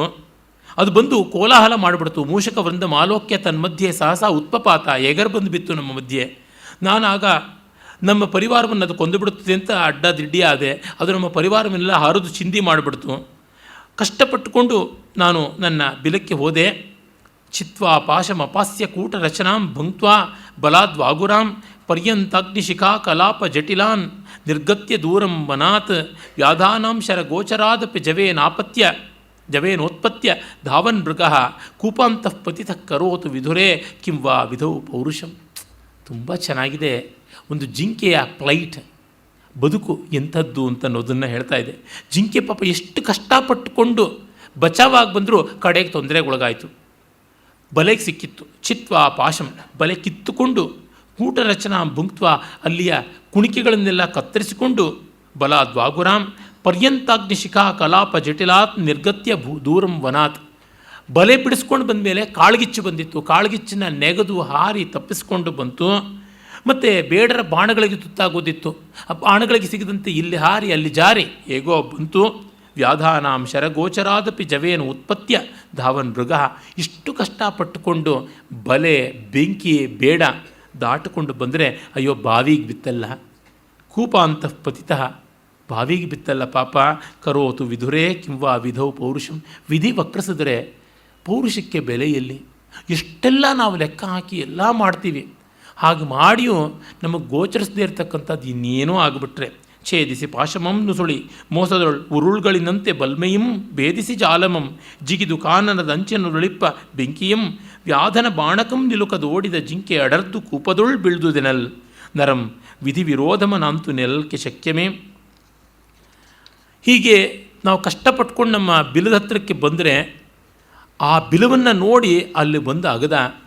ನಾನು ಯಾವುದರ ಆಸರೆಯಲ್ಲಿ ಇದ್ನೋ ಅದು ಹೇಗೆ ಬಿಲದ ಹತ್ರಕ್ಕೆ ಬಂದಿದ್ರು ಅಂದರೆ ನಮ್ಮ ಮೈಯಲ್ಲಿ ಆದ ರಕ್ತದ ಬಿಂದು ದಾರಿಯನ್ನು ಹಿಡ್ಕೊಂಡು ರುಧಿರ ಬಿಂದು ಚರ್ಚಿತಾಂ ಭೂಮಿಂ ಅವಲೋಕ್ಯ ತೇನೇವ ಮಾರ್ಗಣೇನ, ಅದು ಹೀಗೆ ದಾರಿ ಹಿಡ್ಕೊಂಡು ಬರೋಕ್ಕಾಯಿತು. ಅದು ಬೆಕ್ಕು ಬರದೇ ಇದ್ದರೆ ಇಲ್ಲಿಯ ಜಾಡು ಗೊತ್ತಾಗ್ತಾ ಇರಲಿಲ್ಲ. ಅಕಾರದಲ್ಲಿ ಬೆಕ್ಕು ಬಂತಲ್ಲ. ತತಶ್ಚ ಸ್ವಸ್ತಿಕೆಯ ಕನಿತು ಮಾರಬ್ಧ ಅತತೇನ ಖನತಾ ಪ್ರಾಪ್ತಂ ತನ್ನಿಧಾನಂ ಯಸ್ಯೋಪರಿ ಸದೈವಾಹಂ ಕೃತವಸತಿ ಯಸ್ಯ ಉಷ್ಮಣ. ಆ ದುಡ್ಡಿನ ಪ್ರಭಾವದಿಂದ ಉಷ್ಮ ಅಂದರೆ ಹಬೆ, ಅದರ ಸ್ಟೀಮ್. ದುಡ್ಡಿಗೆ ಒಂದು ಸ್ಟೀಮ್ ಇರುತ್ತಂತೆ, ದುಡ್ಡಿಗೊಂದು ಕಾವಿರುತ್ತಂತೆ. ಎಂಥ ಧ್ವನಿ. ಹೃಷ್ಟಮನಾಸ್ ತಾಮ್ರಚೂಡ ಇದಂ ಮೂಚೆ ಹೇಳ್ತಾನೆ. ತಾಮ್ರಚೂಡ ಆ ನಿಧಿನ ಅಗದುಬಿಟ್ಟು, ಭೋ ಭಗವನ್ ಇದಾನೀಂ ಸ್ವಪಿ ನಿಶಂಕ, ಸ್ವಾಮಿ ಇನ್ನು ಹಾಯಾಗಿ ಮಲಗಿ. ಅಸ್ಯ ಉಷ್ಮಣ ಮೂಷಕಸ್ಥೆ ಜಾಗರಣಂ ಸಂಪಾದಯತಿ. ಇನ್ನು ನಿದ್ರೆ ಬರೋದಿಲ್ಲ ಇಲಿಗೆ, ನಮಗೆ ನಿದ್ರೆ ಬರುತ್ತದೆ ಅಂತ. ತನ್ನಿಧಾನಮಾದಾಯ ಮಠಾಭಿಮುಖಂ ಪ್ರಸ್ಥಿತೋ ದ್ವಾವಪಿ ಅಹಮಪಿ ಯಾವನ್ ನಿಧಾನರಹಿತಂ ಸ್ಥಾನಂ ಆಗಚ್ಚಾಮಿ ತಾವದ್ ಅರಣೀಯಂ ಉದ್ವೇಗಕಾರಕಂ ತತ್ಸ್ಥಾನಂ ವೀಕ್ಷಿತಮಪಿ ನ ಶಕ್ನೋಮಿ. ಅವರು ನನ್ನ ಸಂಪತ್ತೆಲ್ಲ ತೊಗೊಂಡು ಹಾಯಾಗಿ ಮಠಕ್ಕೆ ಹೋದರು. ಇನ್ನೊಂದು ಪಂಚತಂತ್ರದ ಕಥಾ ಪಾಠಾಂತರದಲ್ಲಿ ಬರುತ್ತೆ, ಆ ಸನ್ಯಾಸಿಗಳು ಇನ್ಯಾಕೋ ನಮಗೆ ಸನ್ಯಾಸ ದುಡ್ಡು ಬಂತಲ್ಲ ಅಂತ ಊರಿಗೆ ಹೋದರು ಅಂತ. ಮಠ ಬಿಟ್ಟು ಊರ ಕಡೆಗೆ ಹೋಗ್ತಾರೆ ಅಂತ. ಇತ್ತ ಪಾಪ ಇಲಿ ದುಃಖ ಪಟ್ಟುಕೊಂಡು ಕಿಂಕರೋಮಿ ಕ್ವಗಚ್ಚಾಮಿ ಕಥಂ ಮೇ ಸ್ಯಾನ್ ಮನಸಃ ಪ್ರಶಾಂತಿ. ಎಲ್ಲಿ ಹೋಗಲಿ, ಏನು ಮಾಡಲಿ, ಮನಸ್ಸಿಗೆ ಎಲ್ಲಿ ಸಮಾಧಾನ. ಏವಂ ಚಿಂತೆಯತಃ ಮೇ ಮಹಾಕಷ್ಟೇನ ಸಾ ದಿವಸ ವ್ಯತಿಕ್ರಾಂತಃ ಅಥ ಅಸ್ತಮಿತೆ ಅರ್ಕೆ ಸೋದ್ವೇಗ ನಿರುತ್ಸಾಹ ತಸ್ಮಿನ್ ಮಠೆ ಸಪರಿವಾರ ಪ್ರವಿಷ್ಟ. ಹಗಲೆಲ್ಲ ಏನೂ ಮಾಡೋಕ್ಕೆ ತೋಚದೆ ತಲೆ ಕೆಟ್ಟು ಮತ್ತೆ ರಾತ್ರಿ ಅದೇ ಮಠಕ್ಕೆ ಬರ್ತೀನಿ. ಆಗ ತತ್ಪರಿಸರ ಶಬ್ದಂ ಆಕರ್ಣ್ಯ ತಾಮ್ರಚೂಡ ಭೂಯೋಪಿ ಭಿಕ್ಷಾಪಾತ್ರಂ ಜರ್ಜರ ವಂಶೇನ ತಾಡಿತು ಪ್ರವೃತ್ತ. ಆ ಡ್ರಾಮಾ ನೋಡಿ ಕ್ಲೈಮ್ಯಾಕ್ಸ್ ಹೇಗಿದೆ. ಈ ಇಲಿ ಬಂದಿದ್ದು ನೋಡಿಬಿಟ್ಟು ತಾಮ್ರಚೂಡ ಠಕ ಠಕ ಅಂತ ಮತ್ತೆ ಬಿದಿರಿನಗಳ ಶಬ್ದ ಮಾಡ್ತಾನಂತೆ. ಆಗ ಪಕ್ಕದಲ್ಲೇ ಇದ್ದಂಥ ಬೃಹತ್ಸ್ಪಿಕ್ ಆ ಸನ್ಯಾಸಿ ಹೇಳ್ತಾನೆ, ಸಖೇ ಕಿಮದ್ಯಾಪಿ ನಿಶಂಕೋನ ನಿದ್ರಾಂ ಗಚ್ಚಸಿ. ಮತ್ತೆ ಬಂತಲ್ಲ ಅಂತ ಹೇಳ್ತಾನೆ. ಸಖೇ ಮಾಭೈಷಿ ವಿತ್ತೇನ ಸಹ ಗತಸ್ಯ ಕೂರ್ಧನೋತ್ಸಾಹ ಕ್ವ. ದುಡ್ಡಿಲ್ಲದೆ ಇರೋ ಇದು ಎಗರೋಕ್ಕಾಗುತ್ತ್ಯಾ? ಖಂಡಿತ ಎಗರಲ್ಲ, ಜಾರಿ ಬೀಳುತ್ತೆ, ಹಾಯಾಗಿ ಮಲಗು ಅಂತ. ಅಂದರೆ ಸಂಪತ್ತಿದ್ದರೆ ನೆಗೆಯೋಕ್ಕಾಗುತ್ತದೆ, ಹಾರಾಡೋಕ್ಕಾಗುತ್ತೆ, ಅದಿಲ್ಲದಿದ್ದರೆ ಆಗುವಂಥದ್ದಲ್ಲ. ನಮಗೂ ಅನುಕೂಲ ಇದ್ದಾಗ ಕಲಿತನ ದುರ್ಕು ಜವ್ವನದ ಸೊಕ್ಕು ರಿಜೇಶನ ನಚ್ಚು ಇದೆಲ್ಲ ಇರುತ್ತದೆ. ಕರ್ಣನಿಗೆ ಹೇಗೆ ದುರ್ಯೋಧನನ ಒತ್ತಾಸೆ ಇರುವಾಗ ಭೀಷ್ಮನನ್ನು ಗದರ್ತಾನೆ, ದಬಾಯಿಸ್ತಾನೆ, ಆಮೇಲೆ ಏನೂ ಇಲ್ಲ. ಅದರಿಂದಲೇ ಎಷ್ಟೋ ಬಾರಿ ಸ್ಥಾನವನ್ನು ಮಾನವನ್ನು ಇಟ್ಟುಕೊಂಡು ನಾವು ದರ್ಪ ಮಾಡಿದರೆ ಅದು ನಿಲ್ಲದೆ ಹೋದಾಗ ತುಂಬ ಕಷ್ಟವಾಗುತ್ತದೆ. ಆ ಸಂಪತ್ತಿಯ ಸ್ಥಾನದ ವಿದ್ಯೆಯ ಮದಗಳಿವೆಯಲ್ಲ, ದರ್ಪದಲನ ಅನ್ನುವ ಕ್ಷೇಮೇಂದ್ರನ ಕಾವ್ಯದಲ್ಲಿ ಸಪ್ತವಿಧವಾದ ದರ್ಪಗಳನ್ನು ಮತ್ತು ಅದರಿಂದ ಆಗುವ ಅನಾಹುತಗಳನ್ನು ಅದರ ಇಳಿಸ್ಕೊಳ್ಳುವ ಬಗೆಯನ್ನು ಕವಿ ತುಂಬ ಚೆನ್ನಾಗಿ ಹೇಳ್ತಾನಲ್ಲ, ಆ ಥರ ಆಗುತ್ತದೆ. ಇದುತ್ಸಾಹಿ ಸದಾ ಮರ್ತ್ಯ ಪರಾಭವತಿ ಯಜ್ಜನಾತ್ ಯದುದ್ಧತಂ ವದೇದ್ವಾಕ್ಯಂ ತತ್ಸರ್ವಂ ವಿತ್ತಜಂಬಲಂ. ಉತ್ಸಾಹಿಯಾಗಿ ಆ ಮನುಷ್ಯ ಬೇರೆಯವ್ರನ್ನ ಅವಮಾನ ಮಾಡ್ತಾನೋ, ತಾನು ಮದೋನ್ಮತ್ತನಾಗಿ ಆಟಾಟೋಪದ ಮಾತನ್ನಾಡ್ತಾನೋ, ಅದೆಲ್ಲ ದುಡ್ಡಿನ ಬಲದಿಂದ. ಹಾಗಾಗಿ ಅರ್ಥೇನ ಬಲವಾನ್ ಸರ್ವ ಅರ್ಥಯುಕ್ತಶ್ಚ ಪಂಡಿತಃ ಪಶ್ಯೇನಂ ಮೂಷಕಂ ವ್ಯರ್ಥಂ ಸ್ವಜಾತೆ ಸಮತಾಂಗತಂ. ದುಡ್ಡಿದ್ದರೆ ಬಲವಂತ, ದುಡ್ಡಿದ್ದರೆ ಬುದ್ಧಿವಂತ. ದುಡ್ಡು ಹೋದ ಮೇಲೆ ಏನೂ ಅಲ್ಲ, ನೋಡು ಅದು 10 ಇಲಿಗಳ ಮಧ್ಯೆ ಅದು ಒಂದಾಗ್ಬಿಡ್ತು ಅಂತ ಹೇಳ್ಬಿಟ್ಟು. ಅದಕ್ಕೆ ಎಗುರಕ್ಕೆ ಆಗೋಲ್ಲ ಪಾಪ ಹಿರಣ್ಯಕನಿಗೆ, ತೆಪ್ಪಗಾಗ್ಬಿಡ್ತಾನೆ. ದಂಷ್ಟ್ರಾ ವಿರಹಿತ ಸರ್ಪ ಮದಹೀನೋ ಯಥಾ ಗಜಃ ತಥಾ ಅರ್ಥೇನ ಹೀನೋತ್ರ ಪುರುಷೋ ನಾಮಧಾರಕ. ದುಡ್ಡಿಲ್ಲದ ಮನುಷ್ಯ ಮದವಿಲ್ಲದ ಆನೆ, ಹಲ್ಲಿಲ್ಲದ ಹಾವು. ಹಿಂದೆಯೂ ಬಂದಿತ್ತು ಈ ಮಾತು. ಹಾಗಾಗಿ ಇದಕ್ಕೆ ಕೂರ್ಧನ ಶಕ್ತಿರ್ನಾಸ್ತಿ, ಇದು ಜೀವರಾಶಿಯೇ ಅಲ್ಲ ಅಂತಾಗಿದೆ. ಅರ್ಥೇನ ಚ ವಿಹೀನಸ್ಯ ಪುರುಷಸ್ಯ ಅಲ್ಪಮೇಧಸ ಉಚ್ಛಿದ್ಯಂತೆ ಕ್ರಿಯಾಸರ್ವಾ ಗ್ರೀಷ್ಮೆ ಕುಸರಿತೋ ಯಥ. ಬೇಸಿಗೆ ನದಿ ಇದ್ದಂತೆ ಅವನು ಬಗೆಯೆಲ್ಲ ಬತ್ತು ಹೋಗ್ಬಿಡುತ್ತೆ ದುಡ್ಡಿಲ್ಲದೆ ಇದ್ದರೆ. ನೋಡಿ, ನಮ್ಮ ದೇಶದ ಈ ಹಾರ್ಡ್ ರಿಯಾಲಿಟಿ ಯಾವುದು ಮೆಟೀರಿಯಲಿಸಮ್ ಇದೆ ಅದು ತುಂಬ ಮುಖ್ಯ. ನೆನ್ನೆ ದಿವಸ ಭೈರಪ್ಪದವರು ಒಂದು ಪುಸ್ತಕವನ್ನು ಲೋಕಾರ್ಪಣೆ ಮಾಡ್ತಾ ಹೇಳ್ತಾ ಇದ್ದರು, ನಮ್ಮ ದೇಶದಲ್ಲಿ ಸಂಪತ್ತಿಯನ್ನು ನಿರ್ಮಾಣ ಮಾಡುವ ಒಂದು ಮನಸ್ಸೇ ಹೊರಟೋಗ್ಬಿಡ್ತು, ಅದು ತುಂಬ ತಪ್ಪು ಅಂತ. ಗಾಂಧೀಜಿ ಮೊದಲಾದವರು ಮಾಡಿದ ವಿವೇಕ ಅದು. ನಮ್ಮಲ್ಲಿ ಮೊದಲು ಹಾಗಿರಲಿಲ್ಲ. ನಮ್ಮ ಪರಂಪರೆಯಲ್ಲಿ ಚೆನ್ನಾಗಿ ಸಂಪಾದಿಸಬೇಕು, ಚೆನ್ನಾಗಿ ವಿತರಣೆ ಮಾಡಬೇಕು ಅನ್ನುವಂಥದ್ದಿತ್ತು. ಅದನ್ನು ಈ ಮಾತುಗಳಲ್ಲಿ ನಾವು ನೋಡ್ಬೋದು. ಸಂತೋಪಿ ನ ರಾಜಂತೆ ದರಿದ್ರಸ್ಯೇತರೆ ಗುಣಾ ಆದಿತ್ಯ ವಿಭೂತಾನಾಂ ಶ್ರೀರ್ಗುಣಾನಾಂ ಪ್ರಕಾಶಿನಿ. ಸಕಲ ಜೀವರಾಶಿಗಳಲ್ಲಿ ಅಸ್ತಿತ್ವ ಇರತಕ್ಕಂಥವುಗಳಲ್ಲಿ ಬೆಳಗತಕ್ಕಂಥವನು ಸೂರ್ಯನೇ ಆಗಿದ್ದಾನೆ. ಹಾಗೆ ಸಂಪತ್ತಿಯೇ ಬೆಳಗಿಸ್ತಕ್ಕಂಥದ್ದು. ಯಥಾ ದ್ರವ್ಯಾಣಿ ಸಂಪ್ರಾಪ್ಯ ತೈರ್ವಿಹೀನ ಸುಖೇ ಸ್ಥಿತಃ ನ ತಥಾ ಬಾಧ್ಯತೆಯ ಲೋಕೆ ಪ್ರಕೃತಿಯ ನಿರ್ಧನೋ ಜನಃ. ನಿರ್ಧನನಿಗೆ ಲೋಕದಲ್ಲಿ ಅಂಥ ಕಷ್ಟ ಇಲ್ಲ. ಅರೆ ದುಡ್ಡಿದ್ದು ಕಳ್ಕೊಂಡವನು ಪಾಡು ಮಾತ್ರ ಸಿಕ್ಕಾಪಟ್ಟೆ ಕಷ್ಟ. ಶುಷ್ಕಸ್ಯ ಕೀಟಘಾತಸ್ಯ ವನ್ನಿದಗ್ಧಸ್ಯ ಸರ್ವತಃ ತರೋರಪಿ ಊಷರಸ್ಥಸ್ಯ ವರಂಜನ್ಮ ನ ಚಾರ್ಥಿನಃ.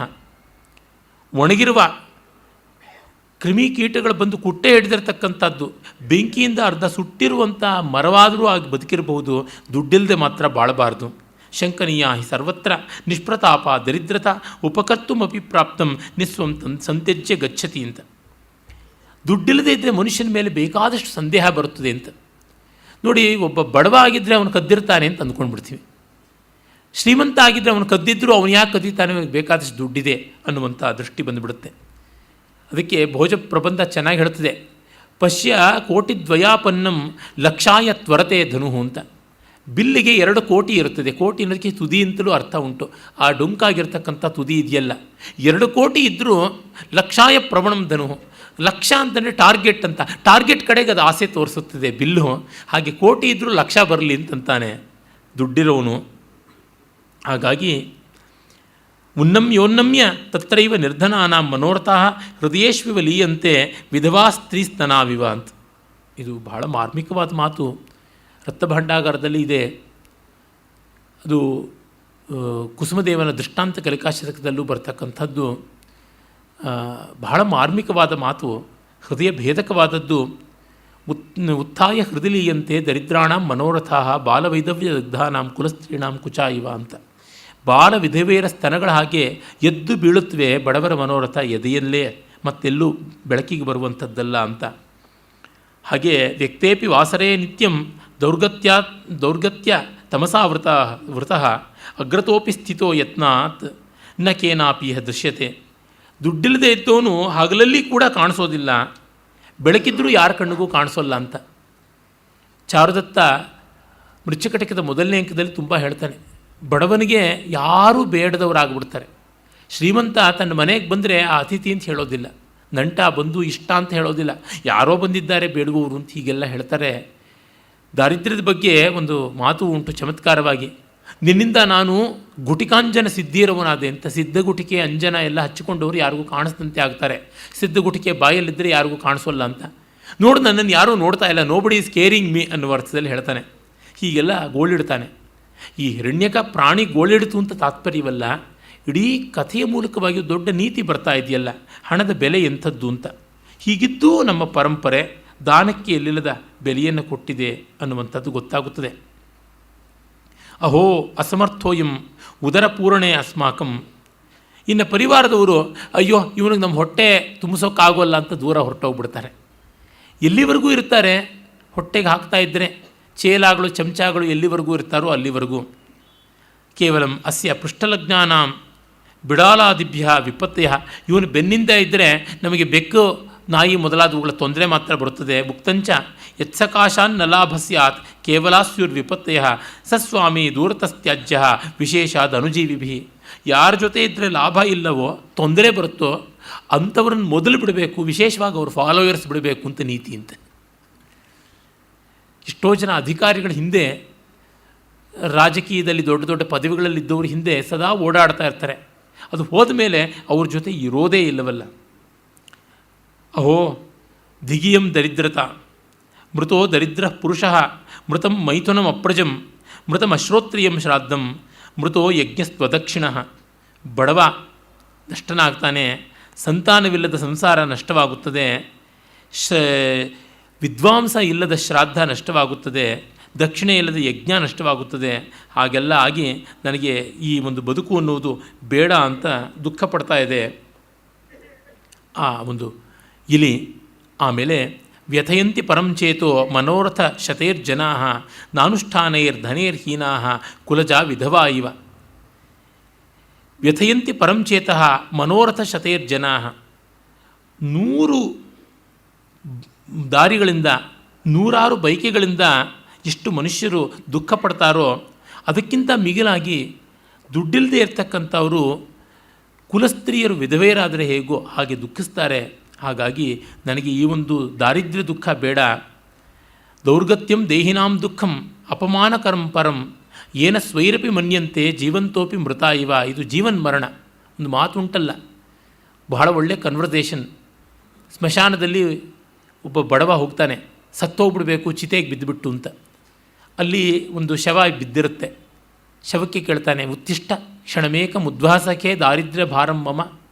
ಅಯ್ಯ ಶವಮಿತ್ರನೇ, ಮಿತ್ರನಾದ ಶವನೇ, ನನ್ನ ದಾರಿದ್ರ್ಯದ ಭಾರವನ್ನು ಒಂದು ಸ್ವಲ್ಪ ಹೊರು, ಒಂದು ಕ್ಷಣ ಏಳು ಅಂತ. ಶಾಂತಸ್ತಾವದಹಂ ಉಪಮಿ ಸಹಸ ಸೌಖ್ಯಂ ಚಿರಾನ್ ಮರಣಜಂ ಸೌಖ್ಯಂ ತ್ವದೀಯಂ ಯಥಾ. ಸಾವಿನ ಸಂತೋಷ ಏನು ಅಂತ ಒಂದು ಕ್ಷಣ ಪಡ್ತೀನಿ, ನಾನು ಹೆಣ ಆಗ್ತೀನಿ, ನೀನು ಸ್ವಲ್ಪ ನನ್ನ ಬಡತನ ಹೊರು ಅಂತ. ಆಗ ದಾರಿದ್ರ್ಯಾನ್ ಮರಣಂ ವರಂ ವರಮಿಪಿ ವರಂ ವರಮಿತಿ ಶ್ರುತ್ವೈವ ತೂಷ್ಣೀಂ ಸ್ಥಿತಃ ಅಂತ. ಆಗ ಸ್ಮಶಾನದಲ್ಲಿ ಶ್ರುತ್ವೇತ್ತಂ ಧನವರ್ಜಿತಸ್ಯ ವಚನಂ ನ್ಯೂನಂ ಸ್ಮಶಾನೇ ಶವಃ. ಈ ಬಡವನ ಮಾತನ್ನು ಸ್ಮಶಾನದಲ್ಲಿರೋ ಶವ ಕೇಳಿ ಈ ಬಡತನಕ್ಕಿಂತ ಶವತನ ಮೇಲು ಅಂತ ಹೇಳಲಿಲ್ಲ ಅಂತ. ಶವ ಹೇಳೋಲ್ಲ, ಅದು ಹೇಳದೇ ಇದ್ದಿದ್ದಕ್ಕೆ ಕಾರಣ ಏನು ಅಂತ ಬಹಳ ಮನೋಹರವಾಗಿ ಕಾವ್ಯಲಿಂಗ ಕೊಟ್ಟಿರ್ತಕ್ಕಂಥದ್ದು ತುಂಬ ಚೆನ್ನಾಗಿದೆ.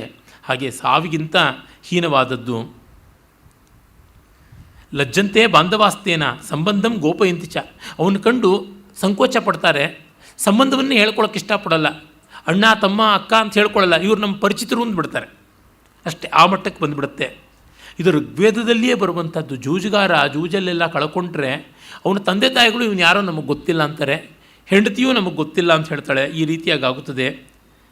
ಹಾಗಾಗಿ ಮೂರ್ತಂ ಲಾಘವಮೇವೇತತ್ ಅಪಾಯಾನಾಮಿದಂ ಗೃಹಂ ಪರ್ಯಾಯೋ ಮರಣಸ್ಯಾಯಂ ನಿರ್ಧನತ್ವಂ ಶರೀರಿಣ. ಹಗುರ ಆಗೋದಕ್ಕೆ ಇದಕ್ಕಿಂತ ಹೀನ ಇಲ್ಲ. ತೃಣಾದಪಿ ಲಘುಸ್ಥೂಲ ತೂಲಾದಪಿ ಚ ಯಾಚಕ ವಾಯೋನಾ ಕಿಮ್ನ ನೀತೋಸೌ ಮಾಮಯಂ ಪ್ರಾರ್ಥಯೇದಿತಿ. ಹುಲ್ಲಿಗಿಂತ ಹತ್ತಿ ಹಗುರ, ಹತ್ತಿಗಿಂತ ನಿರ್ಧನ ಹಗುರ. ನಿರ್ಧನಿಕನಾದ ಯಾಚಕನನ್ನು ಗಾಳಿ ಯಾಕೆ ಹಾರಿಸ್ಕೊಂಡು ಹೋಗಲ್ಲ, ಹತ್ತಿನ ಹುಲ್ಲನ್ನು ಹಾರಿಸ್ಕೊಂಡು ಹೋದಂಗೆ ಅಂದರೆ ಇವ್ನು ನಮಗೆಲ್ಲ ಗಂಟು ಬೀಳ್ತಾನೋ ಬೇಡ್ಕೊಂಡು ಅಂತ ಅದಕ್ಕಾಗಿ ಹಾರಿಸ್ಕೊಂಡು ಹೋಗಲ್ಲ ಅಂತ ಭರ್ತೃಹರಿ ಹೇಳ್ತಾನೆ. ಆಜಾಧೂಲಿರಿವ ತ್ರಸ್ತೈ ಮಾರ್ಜನೀರೇಣುವಜ್ಜನೈ ದೀಪ ಖಟ್ವೋತ್ತ ಛಾಯೇವ ತ್ಯಜ್ಯತೆ ನಿರ್ಧನೋ ಜನ ಅಂತ. ಬಹಳ ಚೆನ್ನಾಗಿರ್ತಕ್ಕಂಥ ಒಂದು ಮಾತು. ಕುರಿಯ ಕಾಲಿನ ಕೆಳಗಿರುವ ಧೂಳಿನ ಹಾಗೆ, ಗುಡಿಸುವ ಹತ್ತಿರ ಇರುವ ಕಸದ ಹಾಗೆ, ದೀಪದ ಕಡೆಯ ನೆರಳ ಹಾಗೆ ಯಾರಿಗೂ ಬೇಡವಾಗಿರ್ತಕ್ಕಂಥದ್ದು ಬಡವನ ಸ್ಥಿತಿ. ಹಾಗಾಗಿ ಶೌಚಾವಶಿಷ್ಟಾಪ್ಯಸ್ತಿ ಕಿಂಚಿತ್ ಕಾರ್ಯಂ ಕಿಂಚಿನ್ ಮೃದ ನಿರ್ಧನೇನ ಜನೇನೇವ ನತು ಕಿಂಚಿತ್ ಪ್ರಯೋಜನಂ. ಮಣ್ಣಾದರೂ ಆದರೆ ಮಣ್ಣಿಂದ ಪಾತ್ರೆ ಪರಡಿನ ಉಜ್ಜೋದಕ್ಕೆ, ಕ್ಲೀನ್ ಮಾಡೋದಕ್ಕೆ ಬಳಸ್ತಾರೆ. ಶೌಚಾಲಯ ಶುಚಿ ಪ್ರದೇಶಕ್ಕೆ, ಶುಚಿ ಮಾಡೋದಕ್ಕೆ. ಮಣ್ಣಿಗಾದರೂ ಪ್ರಯೋಜನ ಉಂಟು, ಬಡವನಿಗೆ ಯಾವ ಪ್ರಯೋಜನವೂ ಲೋಕದಲ್ಲಿರೋದಿಲ್ಲ.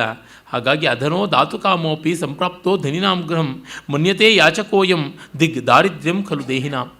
ಅಕಸ್ಮಾತ್ ಬಡವ ಯಾರೋ ಶ್ರೀಮಂತನ ಮನೆಗೆ ಏನೋ ವಿಶೇಷ ಸಂದರ್ಭಕ್ಕೆ ಒಂದು ಕಾಸು ಕೊಡೋದಕ್ಕೆ ದಾನ ಅಂತ ಹೋದರೆ, ದಾನಿಯಾಗಿ ಒಂದು ಬಂದಿದ್ದಾನೆ ಅಂತ ಯಾರೂ ಅಂದ್ಕೊಳ್ಳಲ್ಲ, ಯಾಚಕ ಅಂದ್ಕೊಂಡು ಬಾಗಲ್ ರಪ್ ಅಂತ ಹಾಕ್ತಾರೆ ಅಂತ ಅಂದ್ಕೊಳ್ತಾರೆ.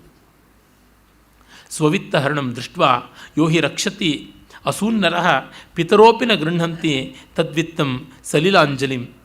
ಬಡವನ ಶ್ರಾದ್ದವನ್ನು ಪಿತೃಗಳೂ ಸ್ವೀಕರಿಸೋಲ್ಲ, ಆ ಮಟ್ಟಕ್ಕೆ ಅಂತ ತುಂಬ ಮಾರ್ಮಿಕವಾದಂಥ ಮಾತನ್ನು ಕವಿ ಹೇಳ್ತಾ ಇದ್ದಾನೆ. ಗವಾರ್ಥೆ ಬ್ರಹ್ಮಣಾರ್ಥೇ ಚ ಸ್ತ್ರೀವಿತ್ತ ಹರಣೆ ತಥಾ ಪ್ರಾಣಿಸ್ತ್ಯಜತಿ ಯೋ ಯುದ್ಧೆ ತಸ್ಯ ಲೋಕ ಸನಾತನಃ. ಗೋವಿಗಾಗಿ, ಬ್ರಾಹ್ಮಣನಿಗಾಗಿ, ಸ್ತ್ರೀಯರ ಸಂಪತ್ತಿನ ರಕ್ಷಣೆಗಾಗಿ ಯಾವನು ಪ್ರಾಣ ಬಿಡ್ತಾನೋ, ಯುದ್ಧದಲ್ಲಿ ಪ್ರಾಣ ಬಿಡ್ತಾನೋ ಅವನಿಗೆಲ್ಲ ಮೋಕ್ಷ ಅಂತಾರೆ. ನಮಗೆ ಆ ರೀತಿಯಾದದ್ದು ಯಾವುದೂ ಇಲ್ವಲ್ಲ. ಹಾಗಾಗಿ ಪ್ರಾಪ್ತವ್ಯಮರ್ಥಂ ಲಭತೆ ಮನುಷ್ಯೋ ದೈವೋಪಿ ತನ್ ಲಂಘಯಿತು ನ ಶಕ್ತಃ ತಸ್ಮಾನ್ನ ಶೋಚಾಮಿ ನ ವಿಸ್ಮಯೋ ಮೇ ಯದಸ್ಮದೀಯಂ ನಹಿ ತತ್ಪರೇಶಾಂ. ಇದು ಕಡೆಗೆ ಒಂದು ತೀರ್ಮಾನ ಮಾಡಿಕೊಳ್ತದೆ. ನಾನು ಆ ಬಡಿಗೆಯ ಕೈಗೆ ಸಿಕ್ಕು, ತಾಮ್ರಚೂಡನ ಕೈ ಬಡಿಗೆಯ ಬಾಯಿಗೆ ಸಿಕ್ಕು ಸಾಯಲಿಲ್ಲ ಅನ್ನೋದೊಂದೇ ನನ್ನ ಶಕ್ತಿ, ಇನ್ಯಾವುದೂ ಅಲ್ಲ ಅಂತ ಹೇಳ್ಬಿಟ್ಟು. ಅದು ಹೇಗೆ ಏನು ಅಂತಂದಾಗ ಒಂದು ವಿಸ್ತೃತವಾದ ಕಥೆಯನ್ನು ಹೇಳೋದಕ್ಕೆ ಆರಂಭ ಮಾಡುತ್ತದೆ. ಆ ಕಥೆ ತುಂಬ ಸ್ವಾರಸ್ಯಕಾರಿಯಾದದ್ದು. ಅದನ್ನು ನಾಳೆ ನೋಡೋಣ. ಓಂ ತತ್ಸತ್.